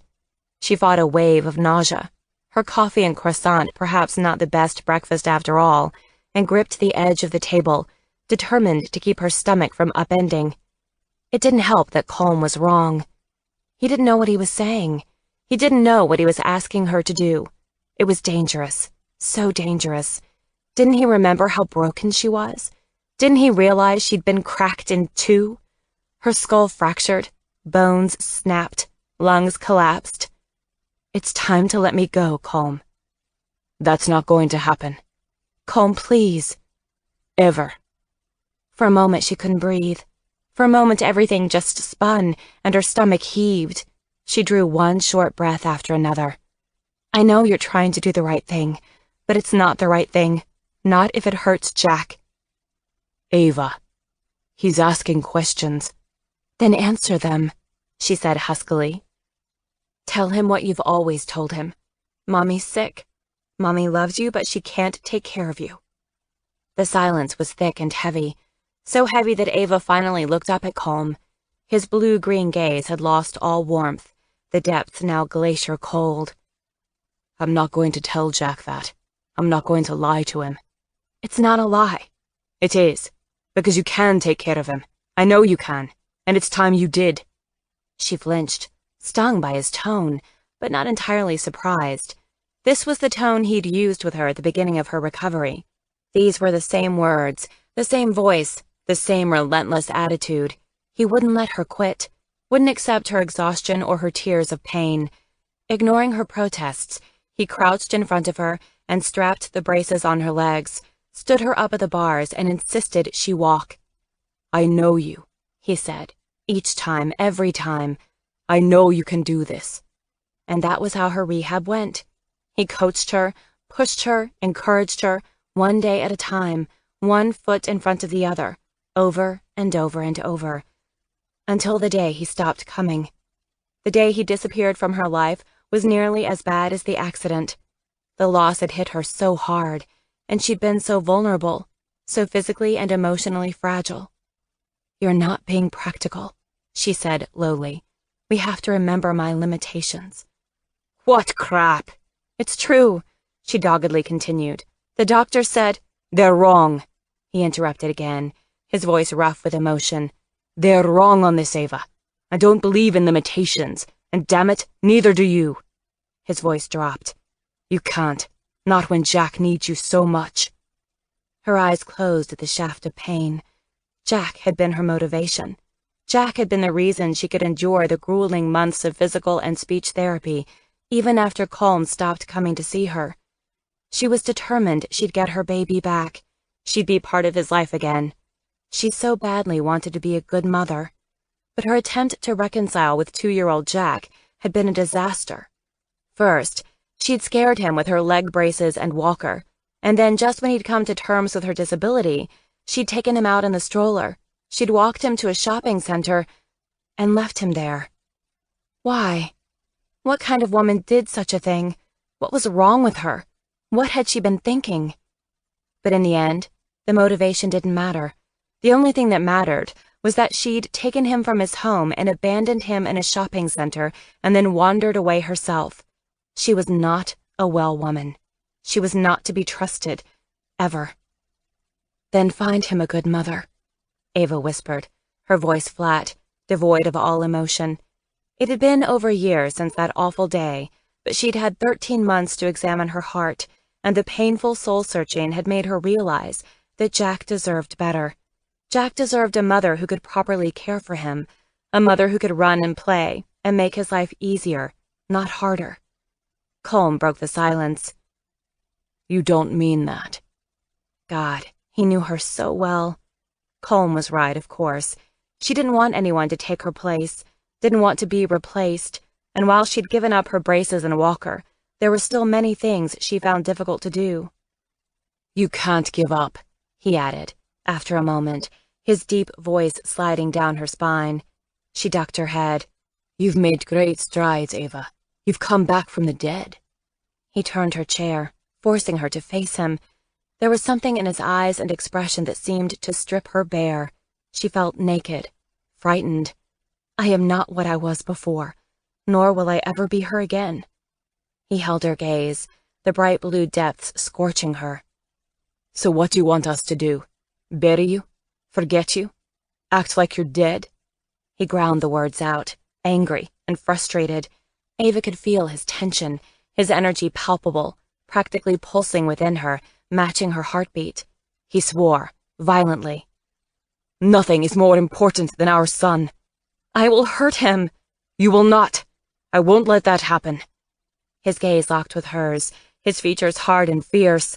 I promise you that, Ava. He was a beautiful man, and angry. He looked intimidating. He was a Celtic warrior, and he'd brought her to his kingdom, determined to conquer. And he would conquer her, if she wasn't careful. He'd break her. There'd be nothing left of her when he was done. I loved Jack, and yes, I would love to still be part of his life if I knew I wouldn't hurt him. But you... She dragged in a breath, as angry with him as he was with her. You are another story. You have no say over me. I will not allow you to dictate to me or try to control me. Once we were lovers, but that was a long, long time ago. Chapter 9. She pushed away from the table and took a panicked step backwards, bumping her chair hard enough to send pain shooting through her hip. Tears filled her eyes, and she whimpered in protest. Colm was on his feet too, and she threw her hands up. "Don't touch me," she cried. "Don't come near me. I've had enough of you. I want to go. I want to return to the villa now." We're in the middle of the sea, Ava. We won't be back at the villa until later this afternoon. Her hip throbbed, and her head had begun to ache. She rubbed at her temple, trying to ease the thumping, trying to calm down. Intense emotions brought on the headaches. She didn't need a migraine now. Colm's brows pulled. He scrutinized her face. Your head? It'll be okay. She struggled to smile, but couldn't. He stretched a hand out to brush a fine, dark tendril of hair back from her brow, his fingers soothing against her temple. Let's go find some shade. Get you something cool to drink. Do you need a tablet for the pain? She shook her head. Let's just not argue anymore. I hate fighting with you. And I hate fighting with you. So let's change into our swimsuits and relax. Because in another 20 minutes, we'll be anchoring at a spot where we'll swim and snorkel and see the most amazing fish. Swimming and snorkeling proved to be the perfect distraction. Ava loved the water. And today, she was the one begging to stay out and swim a little longer, and snorkel a little more. They splashed about for over an hour, and then returned to the yacht for lunch, and then jumped back in for a second round of snorkeling. Now they were sunbathing on the deck while the yacht ferried them to St. Bart's Lorient Bay. Ava was lying on her back on a lounge chair, eyes closed, straw hat shading her eyes while she soaked up bright, hot rays. She was sleepy and relaxed, the kind of lazy pleasure one felt after exercising and taking in the sun. It had been a week since she'd really exercised, and she felt calmer than she had in days. She so enjoyed swimming. She needed to remember this. "I wish I had my notebook," she said, breaking the companionable silence. "What would you write down?" Colm asked, his deep voice raspy. He, too, was drowsy from the sun. She turned her head and peeked at him from beneath the brim of her hat. He was on a lounge chair just a foot away, filling it completely. He had a magnificent body. It all started with his height and those massive shoulders, and then there was that thickly muscled chest, the narrow waist and hips, and long, strong legs, a work of art. I'd remind myself to swim more and play more. I'd say that snorkeling today off your yacht was the most fun I've had in... Oh, forever. We should do this more often. Snorkel? And visit the villa. There's no reason we can't. We have the house, the plane. We just need to make the time. Her lips curved. Should I put that in the notebook too? Yes, please do. He reached over to her and stroked her shoulder with a finger. And write down that Colm loves you in your pale aqua bikini, that he thinks you are seriously sexy. I'm not going to write that. But she was laughing as she knocked his hand off her shoulder. Then I'm going to find your notebook and write it down. Or maybe I'll just start my own, and then every day we can compare notes. Well, now I know what to get you for Christmas. Christmas is a long way off. Can we make it Valentine's Day? That's coming up in just a couple weeks. If you remind me. She smiled impishly. Every day. Snickering, she dragged the hat down low, shielding her eyes, and stretched out, thinking it'd be nice to just doze off for a bit. But this time she couldn't relax. She couldn't get comfortable now, when she was so aware of Colm lying on the lounge chair next to her, within reach. He'd been so good with her today, such great company. He'd been engaging and charming and attentive in the water, making sure she was always safe. And while she appreciated his concern, she enjoyed him most when he wasn't fussing over her, but focusing on her as a woman, making her feel like a woman, a real woman, whole, capable, attractive. She understood that there were times they had to talk about her injury, but she didn't want every conversation to be about it. She had to be more than all the broken parts. Otherwise, what was the point? She sensed Colm felt the same way too. There were moments when they were together today when she just felt like Ava. Not the old Ava, or the new Ava. Just Ava Galvin, and it felt good. It gave her hope. Hope. She flexed her feet, then pointed, arching high in the instep, surreptitiously stretching her legs and toes, imagining herself on the dance floor, on point. Lovely, long, taut muscles, beautiful extension, a deep, controlled breath. And then in the next breath, she imagined herself beneath Colm, their skin warm and damp, his hands stroking her, making her wet. She missed him. She missed the way he could make her feel, and with her eyes closed, she could also imagine them together, his hips between her thighs, his body filling her, stretching her, making her feel good, making her feel beautiful. She drew a shallow breath, in and out, so very conscious of him lying close to her now. If she focused, she could remember how it had felt earlier today when he'd sat behind her, reapplying the sunscreen to her back. She'd felt almost delirious with pleasure as he swept the warm lotion into her skin, up and down, in long, luxurious strokes, working her shoulders and then down her back to where her spine dipped and 1,000 nerves screamed for more. He always made her feel so sensitive. Her body responded to him. It had been his way from the start. She shifted on the lounge, trying to get comfortable, but tension coiled low in her belly, an aching knot that ran straight up to her tender breasts, the nipples peaked inside her flimsy bikini top. It was funny how sometimes conversation seemed to push them apart. All the words could leave her feeling confused and empty, disconnected, but the moment he touched her, the distance collapsed, and all she wanted was him. She wanted him now. She'd been aware of him all afternoon, conscious of each gesture he made, each wry twist of his lips. She might forget what they talked about, but she couldn't forget his kiss, or the pleasure of his touch, and lying so close to him had made her almost dizzy with longing. Colm turned over on his chair, looked at her. You're getting restless. Yes. Bored. She didn't know how to tell him what she wanted. They weren't lovers anymore, nor a couple. She couldn't just ask him to put his hands on her breasts and massage her ass and slide his fingers. Not bored, she choked, squeezing her legs together, feet flexing. She was hot and bothered in all the wrong ways and wanting relief, and he knew how to give her that release. He was shockingly talented in bed. He could make her climax 12 different ways. And then there were his hands, his mouth, his long, hard, thick shaft, and that tongue, soft, pointed, lapping, flicking. She'd been convent-educated the first 8 years of her life, and the nuns had been strict, teaching the girls that sex before marriage was a sin. And equally forbidden were sexual acts that didn't permit procreation. But there was nothing like Colm's mouth between her thighs, his tongue on her most sensitive flesh, licking, sucking. "So what are you thinking about?" he asked, rolling onto his side. She glanced at him, grateful he couldn't read her mind, and yet she couldn't read his either, not with a dark pair of sunglasses hiding his piercing gaze. "Argentina," she said huskily. "Before the accident, you rarely talked about your life back home.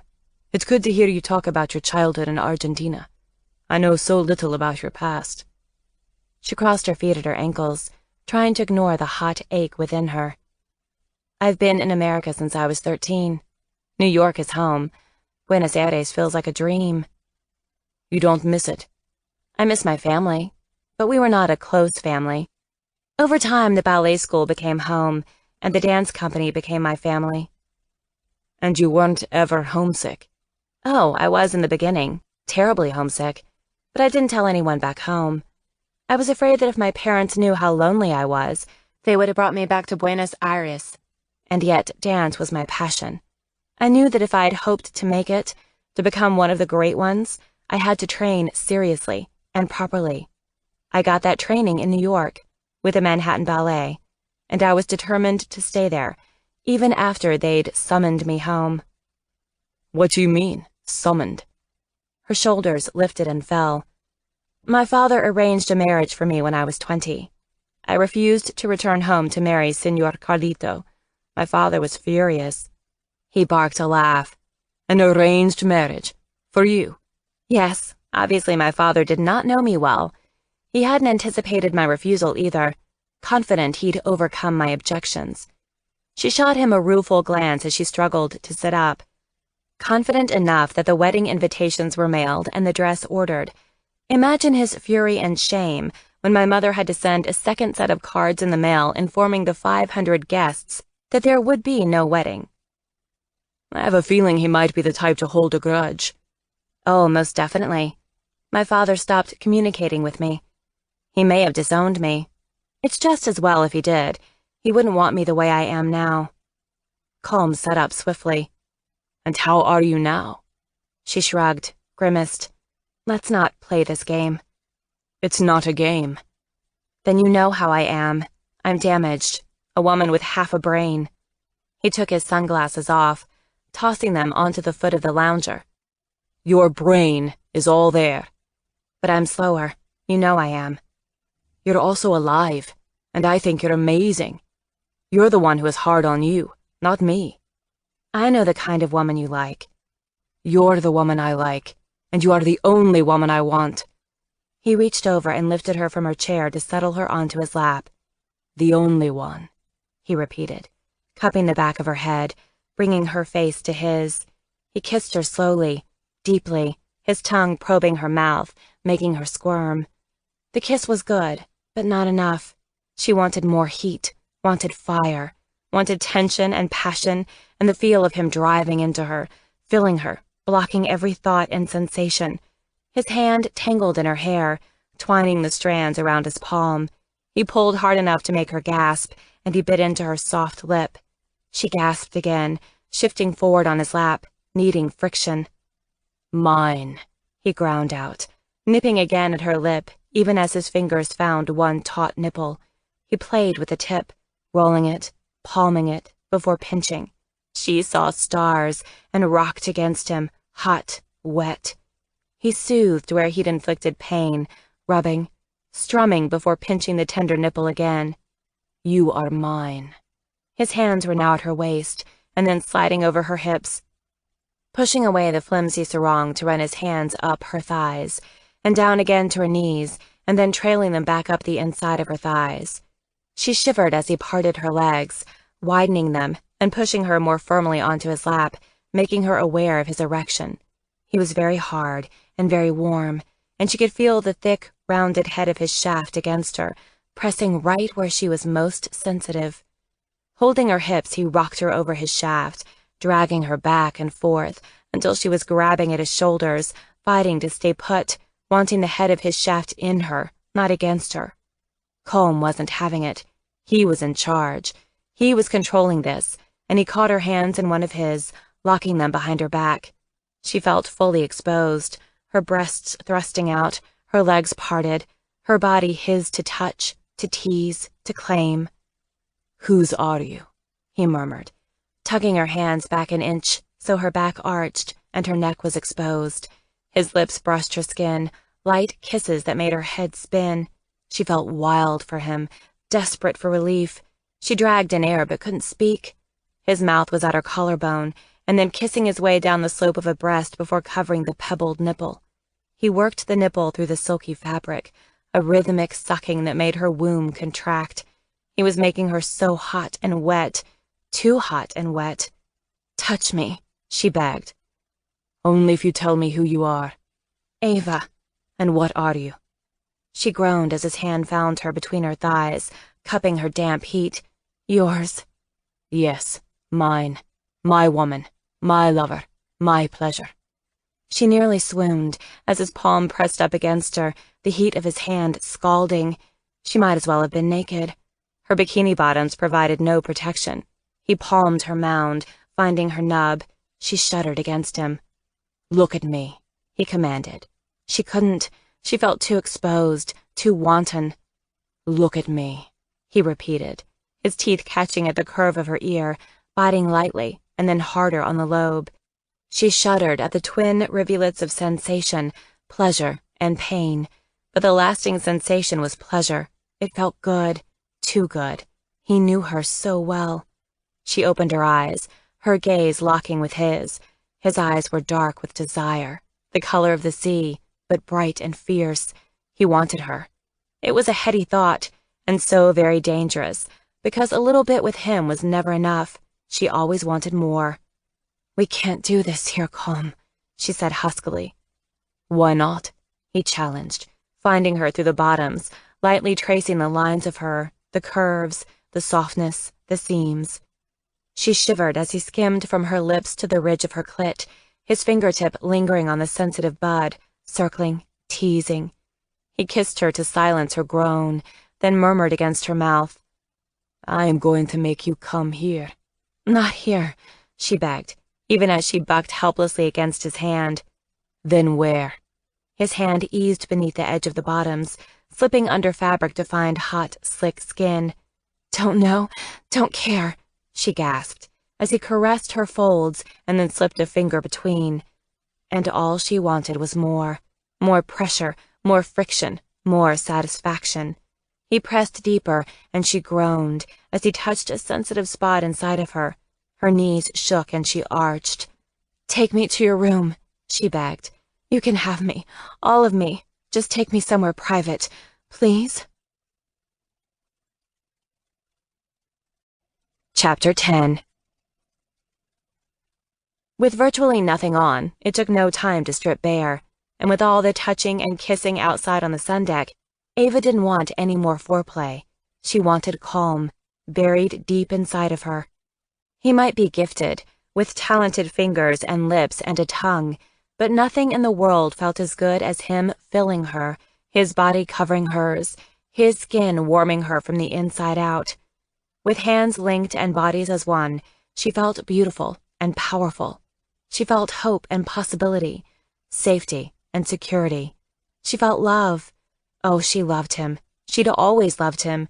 And when they were together like this, she knew she'd always love him. It was impossible not to.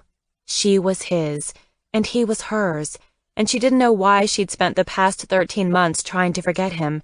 She'd never be over him. She'd never not want him. They made love once, and then again, and it wasn't until much later when they were lying in bed, sleepy and sated, that Ava, curled against Colm, her cheek on his chest, found the courage to ask the thing that troubled her most. "Jack," she whispered, "is he okay? Is he healthy? Happy?" Colm stroked her long hair, smoothing it down her back.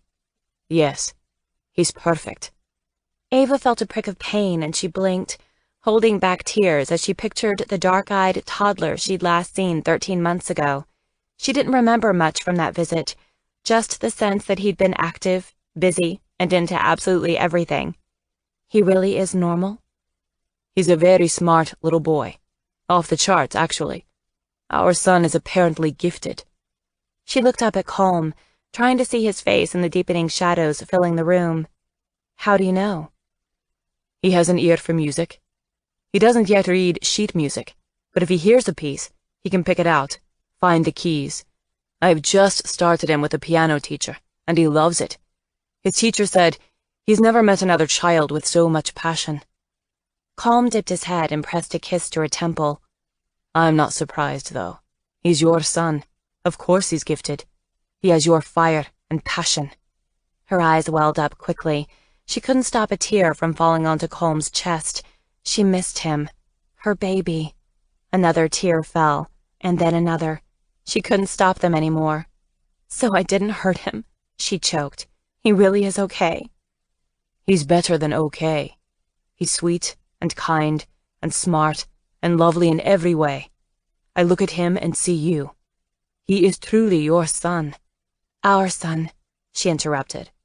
"Our son," he agreed quietly, "and he is blessed, except for missing you. He does miss you, Ava. Terribly." She flinched. "He doesn't know me."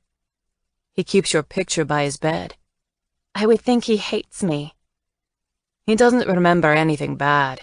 He doesn't remember you leaving him. He only knows that you love him, and have been ill, and he prays every night that you will soon be well, so that you can come be his mommy again." "Stop."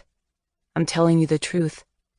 Her heart fell, even as her stomach cramped. She squeezed her eyes shut to keep fresh tears from falling. The anguish was real and intense.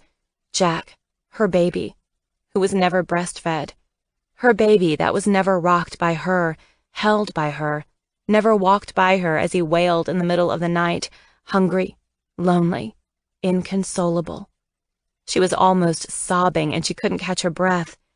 For the last year and a half, she'd tried to tell herself Jack would be fine. She tried to tell herself that he wouldn't miss her, he wouldn't need her, that Colm would find a beautiful young wife, and Jack would finally have the mother he needed.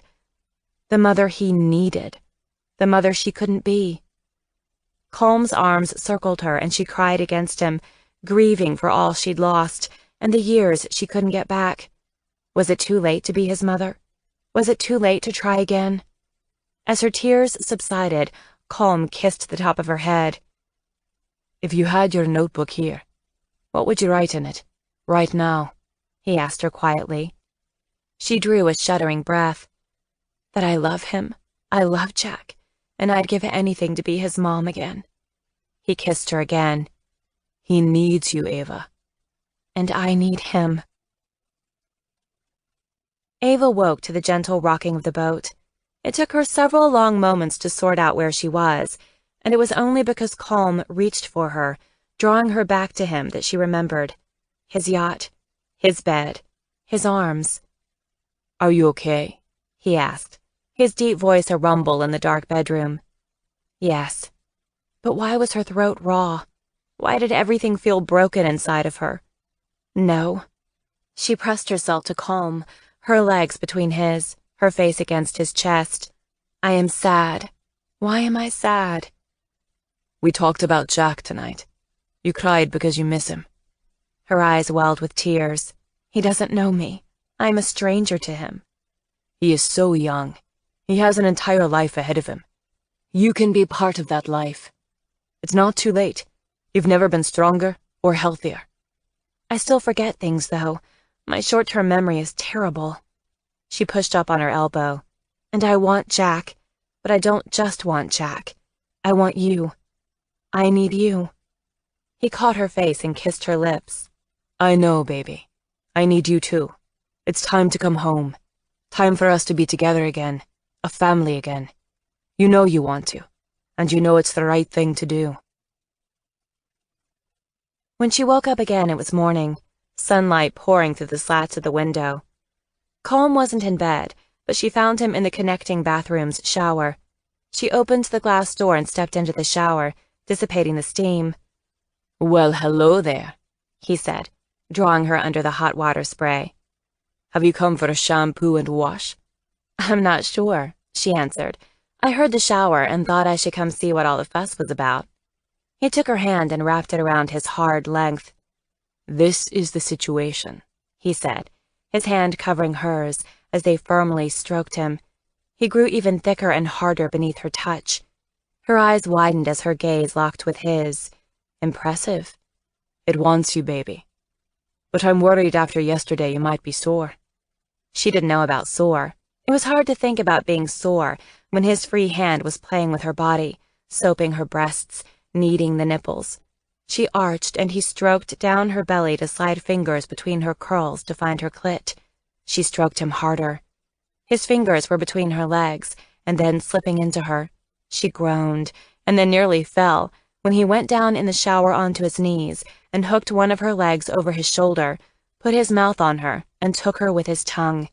She came hard, but he wasn't done, and turning her around, he slowly entered her from behind, filling her slick, tight core until she'd taken all of his length. With him buried deeply, he caressed the length of her, finding her breasts, the small of her waist, the curve of her hips. He didn't move or thrust, and yet with him seated so deeply within her, she began to pulse around him, and the more her body squeezed him, the more he filled her, and it was mind-blowing being so still and yet feeling so much. "Don't come," he murmured, pressing his fingers to her clit while her body gripped his length, contracting internally. He was hot. She was hot. She felt as if she was going to explode. It was so damn erotic. He was so damn erotic. "Don't come," he repeated, parting her folds, opening the soft, swollen lips to expose her to the air.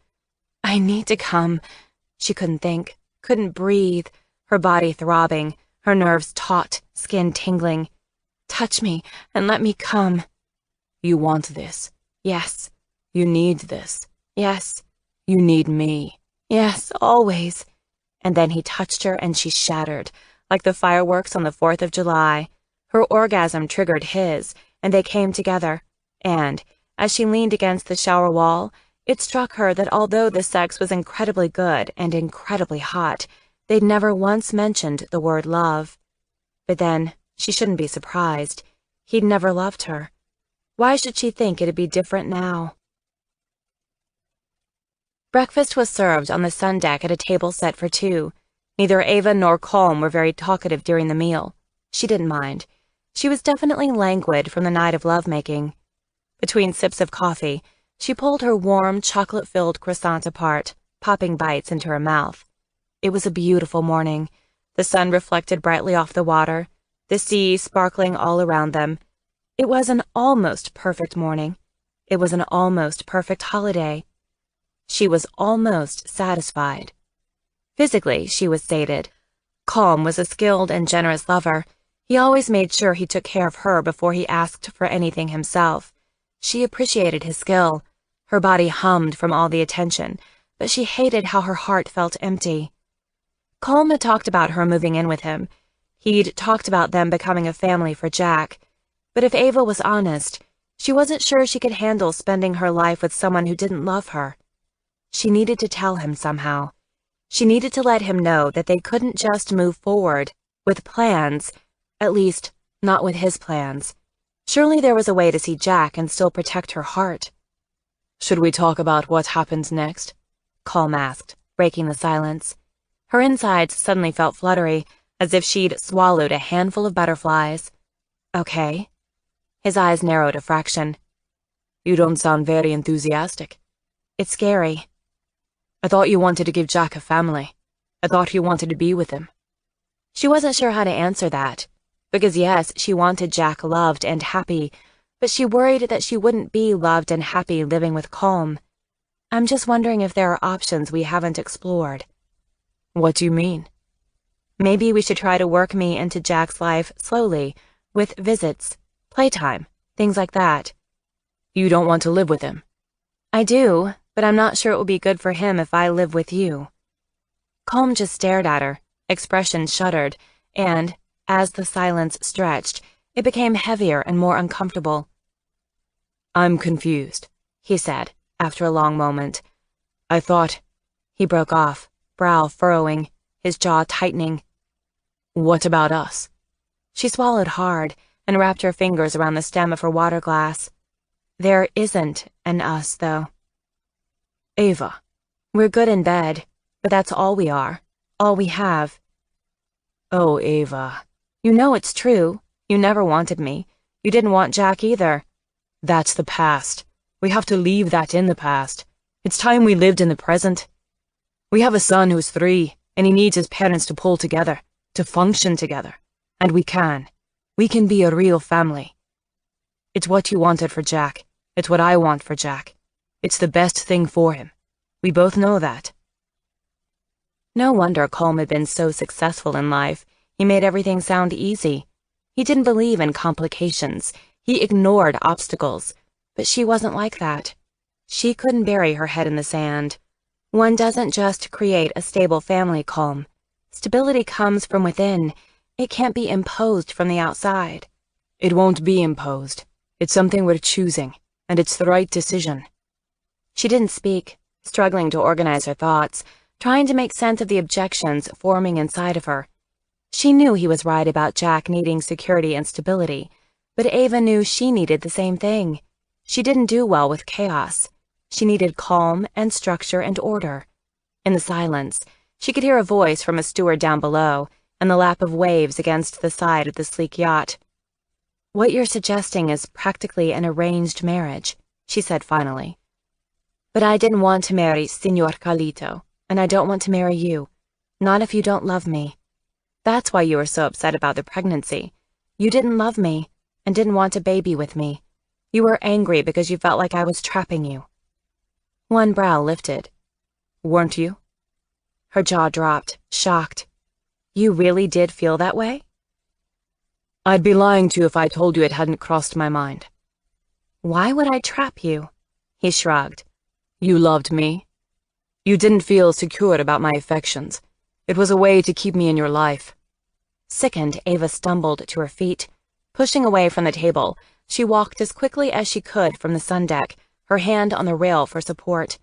Beneath her feet, the yacht shifted, rolling. They were moving again.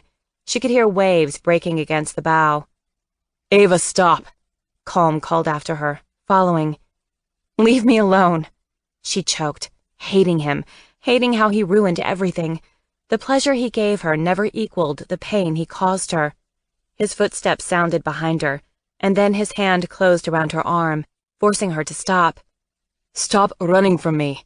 You're going to hurt yourself."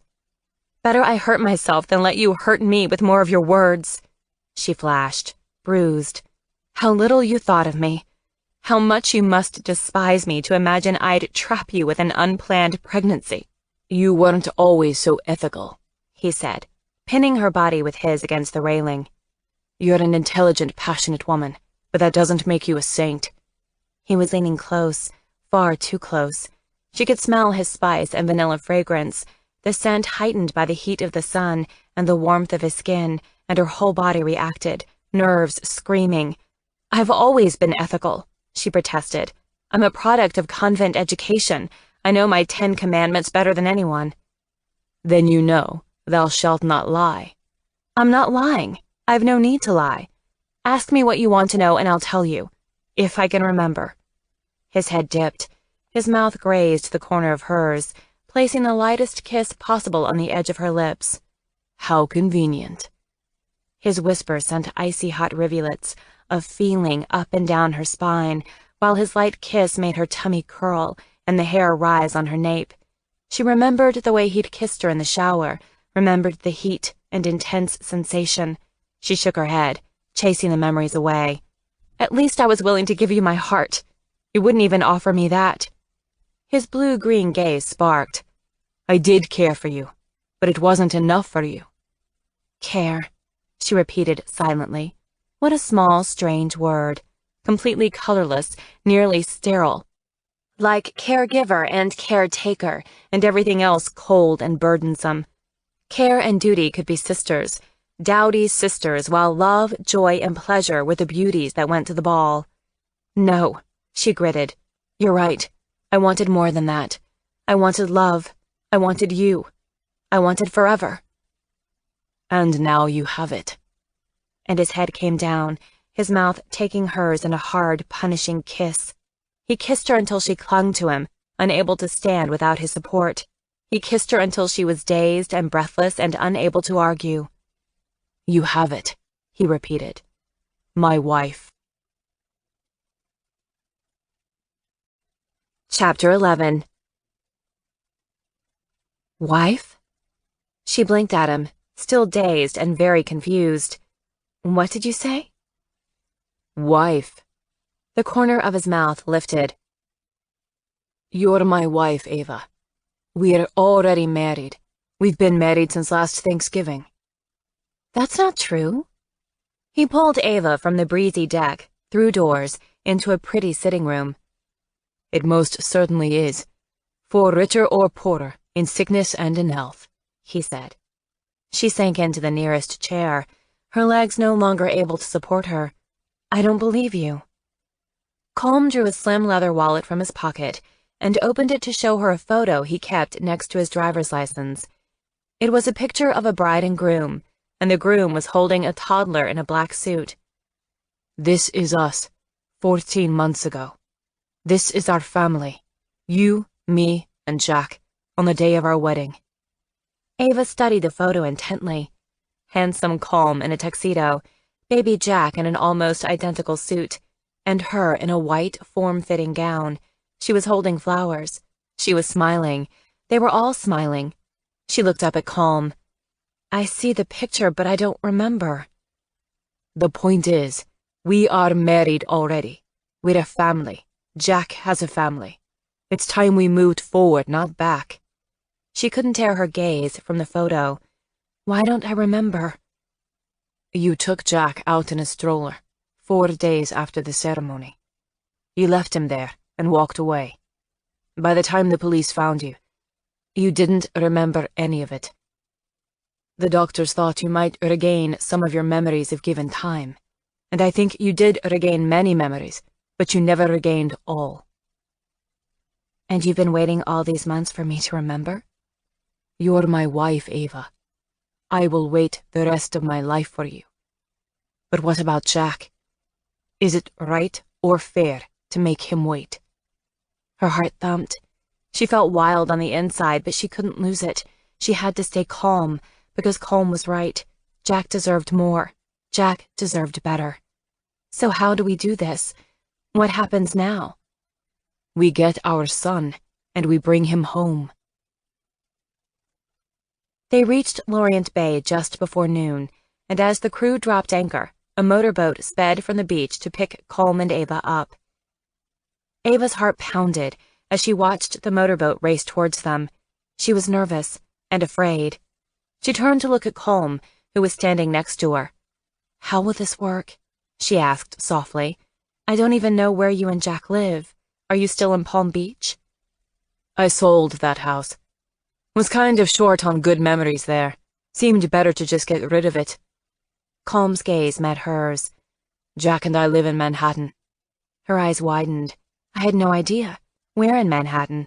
Carnegie Hill. That's a very nice neighborhood. It's a very nice house, too. You'll like it. He was so sure of himself. She envied his confidence. She wasn't sure of anything anymore. And Jack? When will I see him? Soon. He smiled at her. Don't be nervous. There's no reason to be nervous. Everything is going to be fine. Even though I don't feel like your wife? She countered, with an unsteady smile. He gave her a thoughtful look. I guess that would be a problem. What we need is a wedding. It shouldn't be a problem. We can put that together in just a few days. Calm. Don't worry about a thing. Just leave all the arrangements to me. The speedboat slowed, and deckhands went into action, lowering a ladder and tying the small speedboat to the side of the yacht so Colm and Ava could disembark. The boat swayed as Ava stepped down, and she nearly fell. Colm caught her elbow, steadying her. She thanked him and sat down. Colm took a seat across from her. Her head was spinning. She was struggling to process the past 24 hours. It wasn't easy to make sense of everything they'd done and everything he'd told her. We really are married, she said. He nodded. Was it a big wedding? No, it was a very small wedding. A civil ceremony at the Palm Beach courthouse. Why did we marry that way? You didn't want fuss. Maybe that's why I don't remember it. There wasn't enough fuss. She met his gaze, grimaced. Sorry, that was supposed to be a joke. It was funny. She made a soft, rough sound.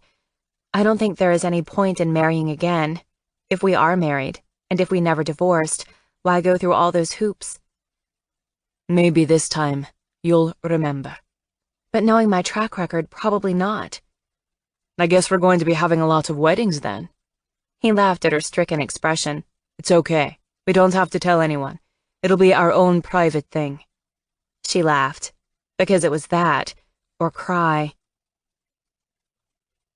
The speedboat slowed close to shore, and the driver pulled the motor up and then got them a little bit closer, making it easy for Colm to step out without getting too wet and carry Ava onto dry sand. They walked along the beach, towards the gondola platform, and in the distance, Ava spotted a woman seated on a towel with a small child building a sandcastle. Jack could be that age, she thought, watching the little boy dig with his shovel, his shoulders small but sturdy, his head bent in concentration. She glanced at Colm, saw he was watching the mother and child too. They're lovely, aren't they? Ava asked, feeling the old ache whenever she thought of Jack. Very. She stopped, shielded her eyes to watch the pair on the sand, and Colm stood with her. I didn't trap you, she said quietly. The pregnancy was an accident, but once I found out about Jack, I wanted him. Badly.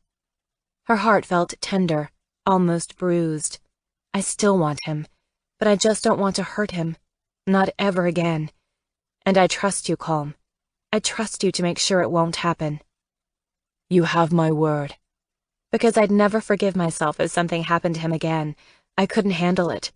I still hate myself for what happened last year, because I know he's a miracle.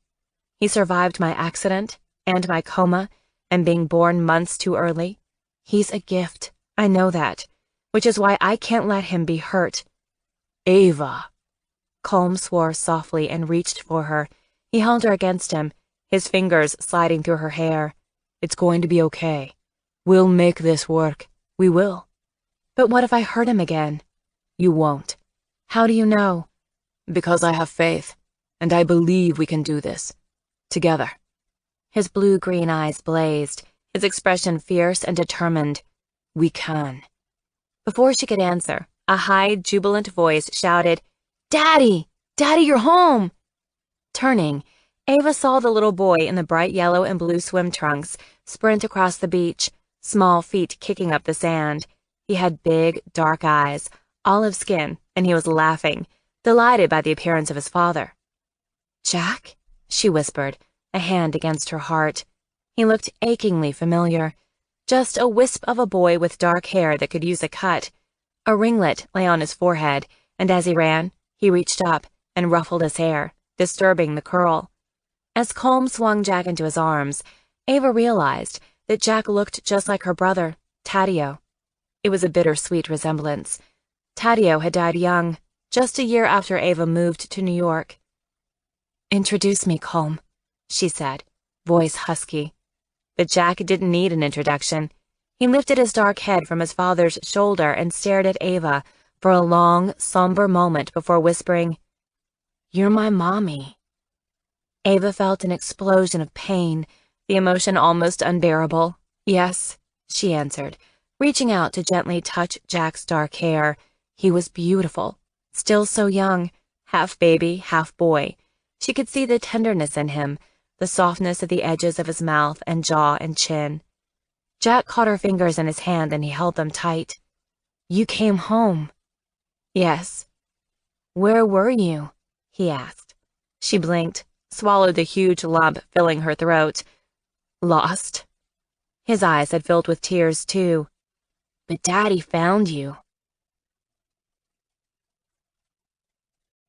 Chapter 12.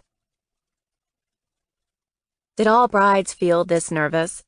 Ava smoothed her ivory and gold couture gown over her tummy, feeling the butterflies grow by the minute.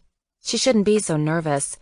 Colm had said it wouldn't be a fussy wedding, but moving to her bedroom window, she peered through the slats of the plantation shutter and saw the stream of elegant couples heading towards the party tents. Society wedding. The words flashed through her mind as she let the shutter close. In less than a half hour, she was marrying Cole Mackenzie, international tycoon, doting father, sensual lover. Her cheeks flamed, and she felt heat burst to life in her middle, radiating in hot rays of awareness throughout her limbs. A knock sounded on her door, and the door opened. It was Colm. His thick, dark blonde hair had been combed earlier, but he must have ruffled it with an impatient hand, and bits stood up at the front. She went to him and smoothed the front down. "It was a little rock and roll," she said, smiling at him, "but it did call attention to your cheekbones." "I do have fabulous cheekbones." She laughed out loud. "You're mad." "For you." She shook her head, silently contradicting him. "Yes, it's true." His lips curved in a slow, appreciative smile. "And tonight, you look simply stunning. You look like a princess, a Spanish princess." She smiled ruefully. "My father is a count." "And your mother must have been a goddess." "I'm serious." "I'm sure you are. You're always serious these days." He was teasing her, but his eyes were brilliant and intent, and she felt his hunger for her. If nothing else, she knew he desired her. Reaching her side, Colm drew a small jeweler's box from inside his tuxedo pocket and snapped it open to reveal a sparkling marquise-cut diamond set in platinum. "Your engagement ring," he said, taking her left hand and slipping the ring onto her fourth finger. "Is this really mine?" "It is yours. I've been keeping it for you this last year." "I am so ashamed I don't remember." "No shame," he murmured, kissing her, silencing her. "We go forward, not back. There is no living in the past. We celebrate today, and that's what we will do every day." Her eyes welled with tears, and Ava held her ring up to the light. She turned her hand this way and that, transfixed by the stone's radiance. "Look how it sparkles." "It's the way it was cut," he said, watching her face, not the ring. "The hard cuts reveal the diamond's true beauty. Like you," he added, kissing her once more, his lips lingering, making her tummy a crazy somersault. Ava drew a breath, dragging in air, lightheaded all over again. "Thank you." Their eyes met and held. She loved the beautiful blue-green of his eyes, so vivid, so intense, so him. "You've always been beautiful, Ava. But the accident revealed your true spirit. You are courageous, a fighter, and a wonderful role model for our son." She felt a flicker of feeling in her heart, a tingling, much like she'd felt during her rehab as she forced the muscles to life again. "Jack seems happy, doesn't he?" "He's ecstatic. He adores you, adores every minute with you." "Just as I adore being with him." "Have you noticed how much he likes to help you remember things? His pictures, his notes?" "I have. His nanny is so good, too. She never makes me feel like a third wheel." "She is good," he agreed. "But from the beginning, she knew the goal was to reunite you and Jack, and she's talked to Jack about you and helped create memories for him, of you."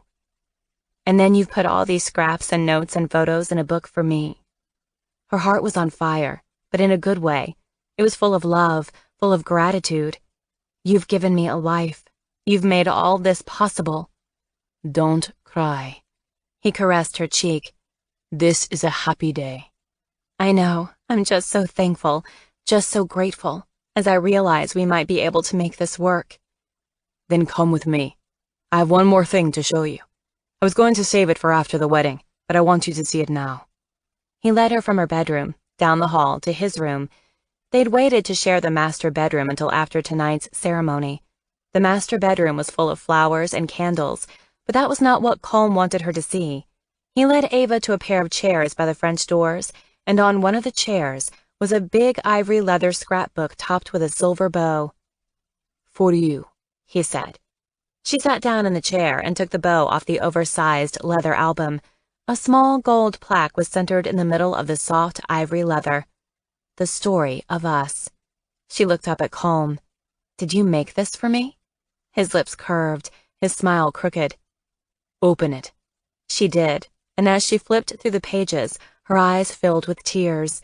He'd taken photos from the week and a half here in St. Bart's and added things she'd said, her feelings and memories, as well as Jack's pictures and drawings.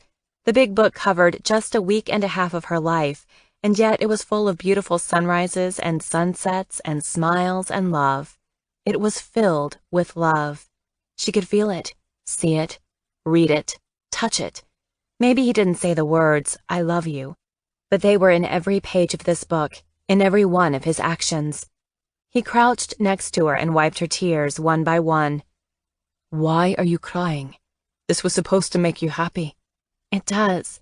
You're practically sobbing, baby. I know, and I'm ruining my makeup. Then why the tears? She looked up at him, her heart so full she couldn't contain it all. I just realized that you really do care for me. You do. He carefully caught more tears, swiping gently beneath her eyes.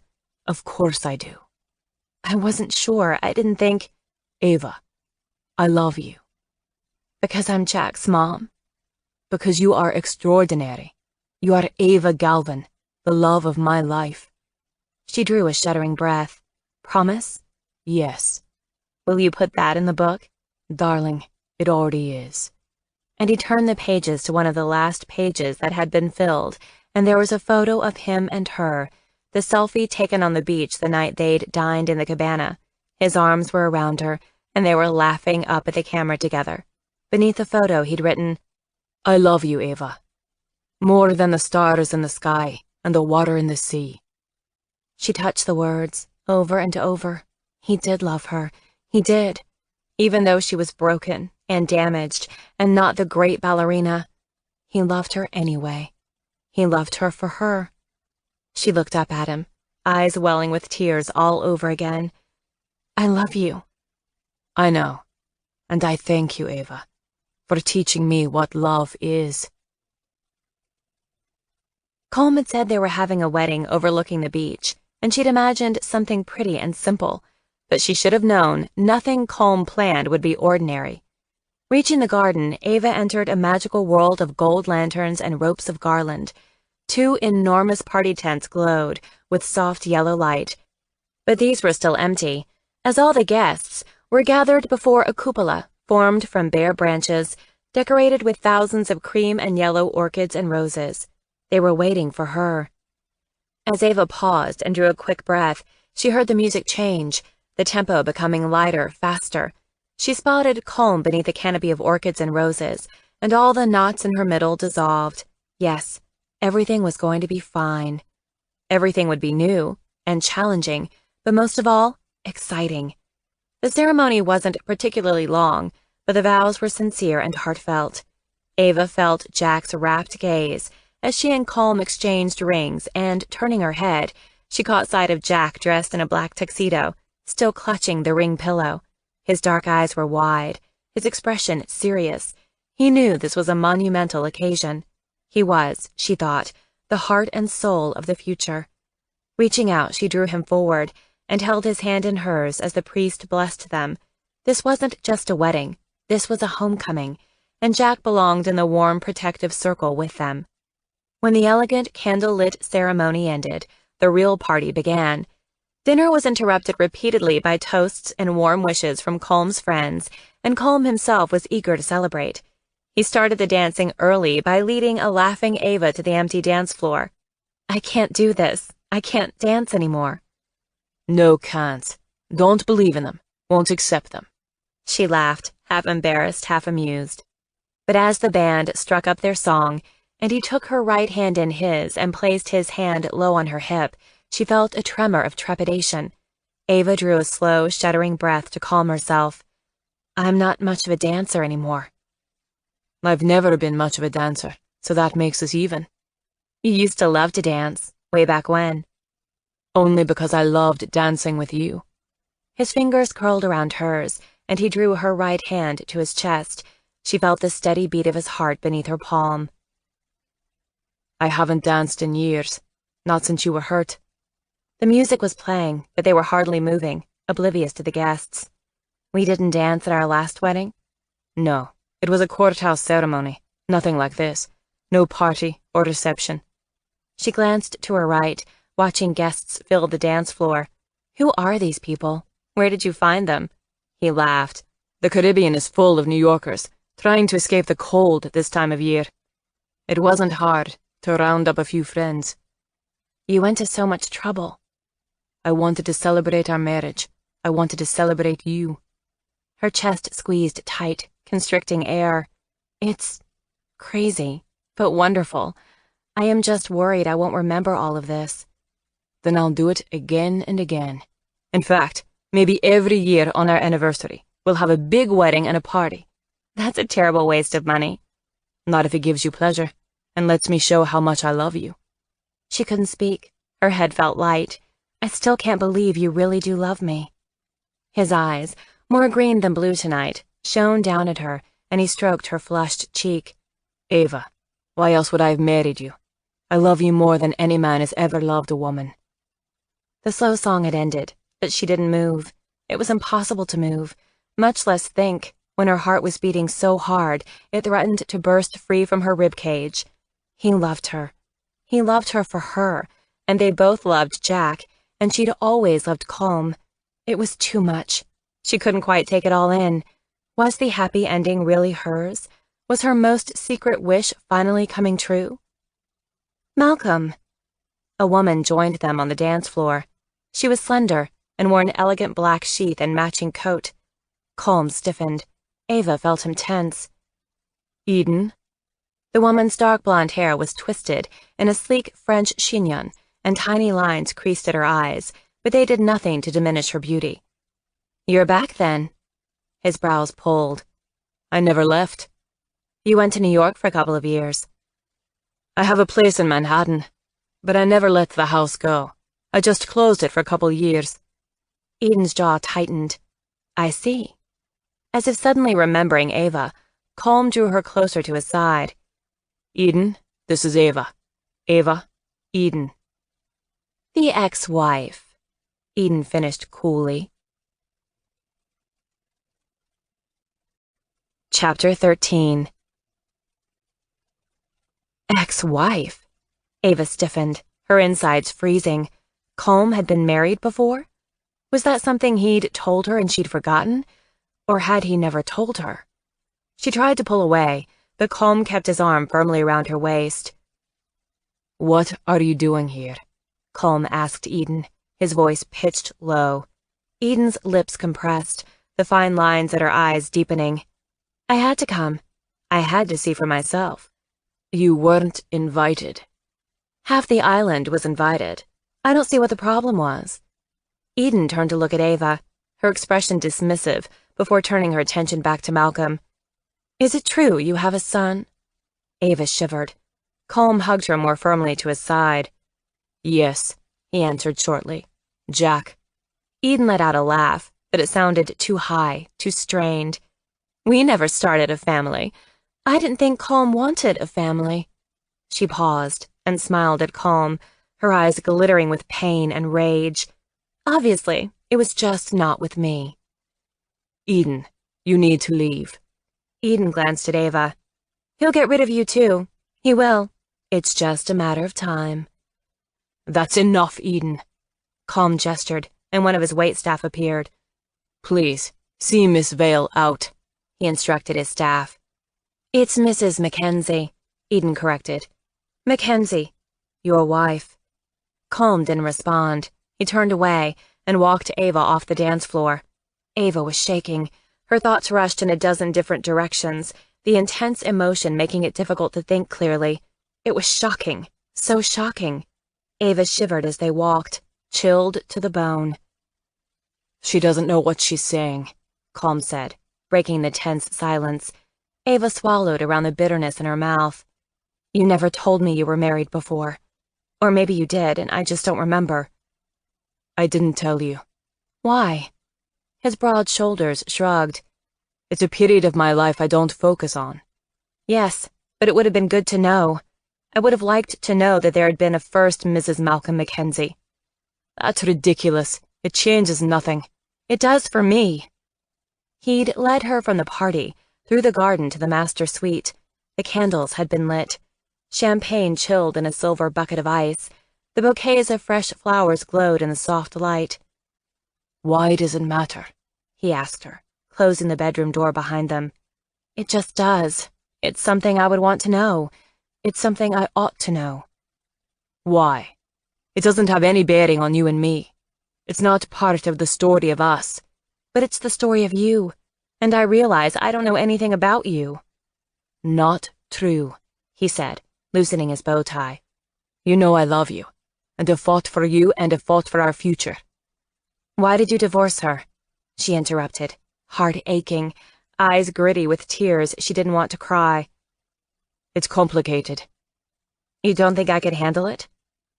No. Colm shed his tuxedo jacket. It's complicated because I don't even understand. We married a number of years before I met you. The marriage lasted less than a year. She was terribly unhappy, and she left me. She ran off with a friend of mine, and that ended badly too. But she said, She's not well, he interrupted wearily. She's never been well. I just didn't know it then. But you must have loved her because you married her. She was pregnant, he said bluntly, or so she said, and I married her because it was the right thing to do. Ava sat down on the foot of the bed. I'm sorry, I'm not following this very well. She told me she was pregnant. I believed her. I married her. But it turned out she wasn't pregnant. I wasn't happy, but we were married, and I thought we'd try to make it work. A commitment is a commitment.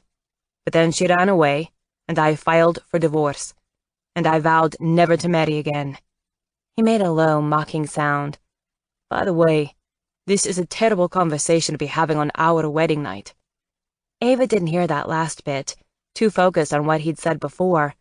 The part about Eden saying she was pregnant and Colm marrying her out of duty. Eden had forced his hand with a pregnancy. Eden had trapped him. Ava exhaled slowly, understanding. That's why you reacted to my news the way you did. Her gaze met his. That's why we had that terrible fight the night of the accident. You couldn't believe it was happening again. You and I are different. You can be honest with me, Malcolm. You can tell me how you felt. It would help me fill in the pieces because that night wasn't you and me, was it? That night, and our fight, wasn't about us, but about Eden and you. I was angry, yes. Because I was just like Eden. You're nothing like Eden. But that night, it felt like I was being cornered all over again. I was trapping you. He nodded, sighed. I think I need a drink. Want one? He asked her. Ava slid off her delicate high heels and drew her legs up. Yes, please. Champagne? Do you have anything else? Brandy? I'll have that. Good, me too. For a moment, the only sound was Colm drawing out 2 brandy glasses and a crystal decanter from the bar adjacent to the bedroom. She watched as he poured them both a generous splash of brandy. I hate secrets, she said. My father had 1,000, and none were good. Mistresses, ex-wives, babies out of wedlock. My life is far less interesting, Colm interrupted, walking towards her. I only have one child, and that is Jack, our son. I would never take a mistress or have an affair. I was with no one in the 13 months we were apart, and would still be with no one if we weren't together now. I have a lot of faults, but I am faithful. He handed her the brandy snifter. Their fingers brushed, and just that light touch flooded her with heat. What else do you want to know? He asked gruffly.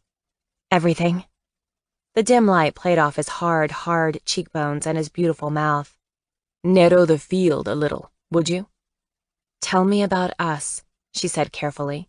Not the us of today, but the us of the night of the accident. I don't believe in living in the past. I know, but help me understand one more time that night, so that I can try to reconcile what I thought I knew with what I've learned tonight. Please. Colm held his breath a moment, battling with himself and his judgment. Tonight was supposed to be special. Tonight was supposed to be about his and Ava's future, but here they were, once more, battling the past. You and I met at a fundraiser for the ballet. I was enamored with you from the start. I took you out after a performance, and we stayed in that restaurant, in that corner booth, talking for hours. Then I took you back to my place, and made love for hours, and we never looked back. It worked. We worked. We were happy. But we didn't talk about the future, did we? She asked. No. What did we talk about? Her eyes were wide and dark and very somber. Calm's lips lifted faintly. We didn't really talk about anything. We just enjoyed each other. And we did enjoy each other. He hesitated. But we'd also agreed to a relationship that had no strings, no rules, and no commitments. She looked skeptical. I don't believe that. I can't believe I'd ever agree to such a thing. You were career-focused. Ballet was your love. He shrugged. It's what you told me, time and again. And you believed that? Maybe I wanted to believe that, yes. I was happy to believe that.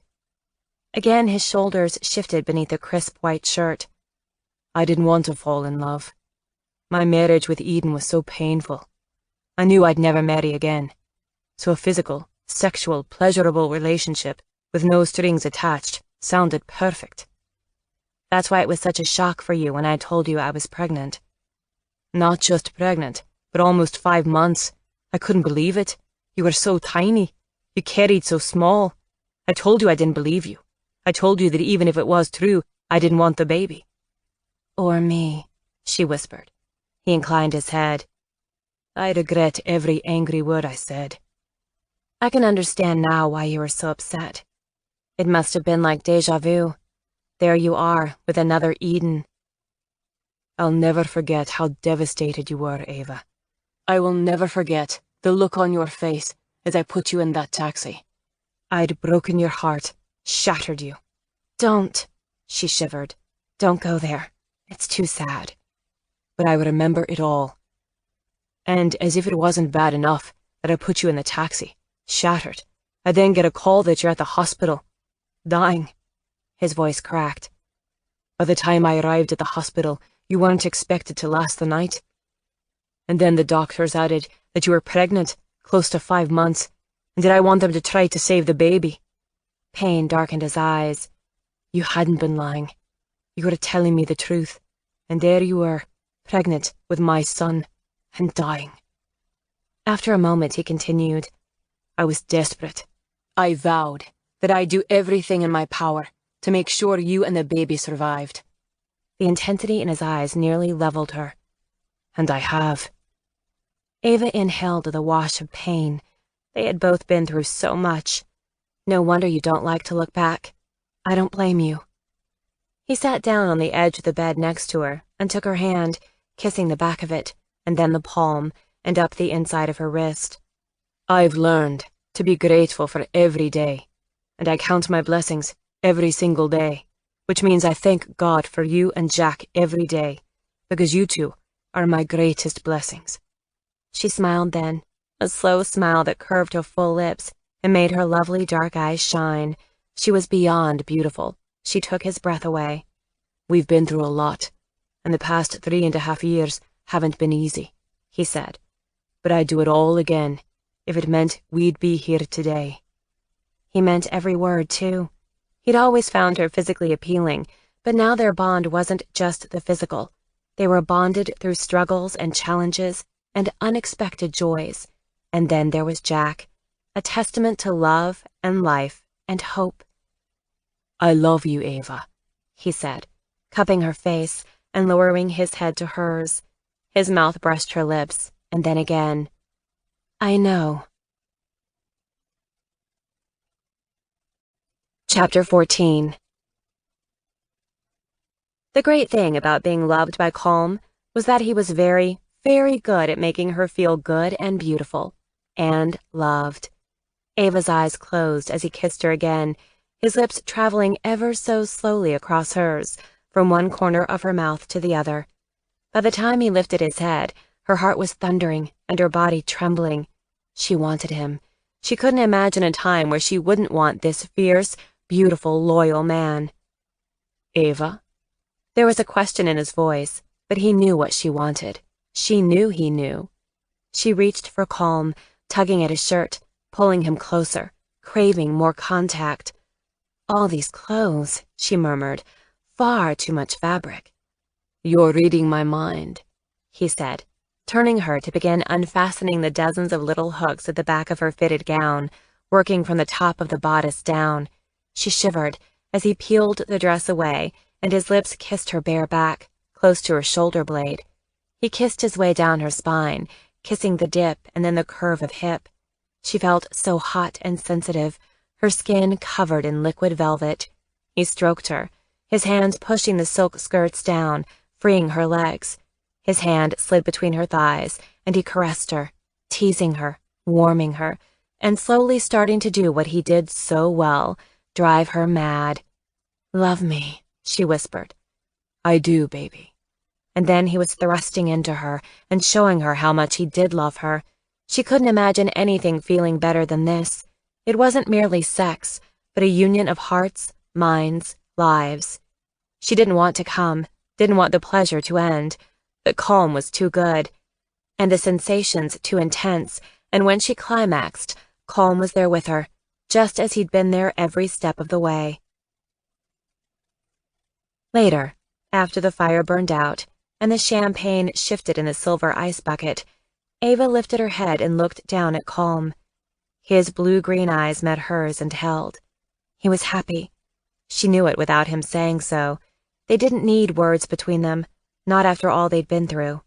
She felt the same happiness, as well as a great peace. She'd made it. She'd been through the fire. She'd survived and come out the other side, and it was all worth it. "Can we go check on Jack?" she whispered, running her hand across Calm's hard chest. She could feel the thump of his heart. "I know he's asleep, but I'd love to still tuck him in." He reached up, caught her face and brought her back down to him. He kissed her thoroughly before letting her go. "I can't think of a better way to end the night." The end. You have been listening to The Tycoon's Forced Bride by Jane Porter, narrated by Shannon McManus. This program was produced by Thule Audio. Copyright 2016 by Jane Porter. Production copyright 2017 by Thule Audio. All rights reserved. Audible hopes you have enjoyed this program.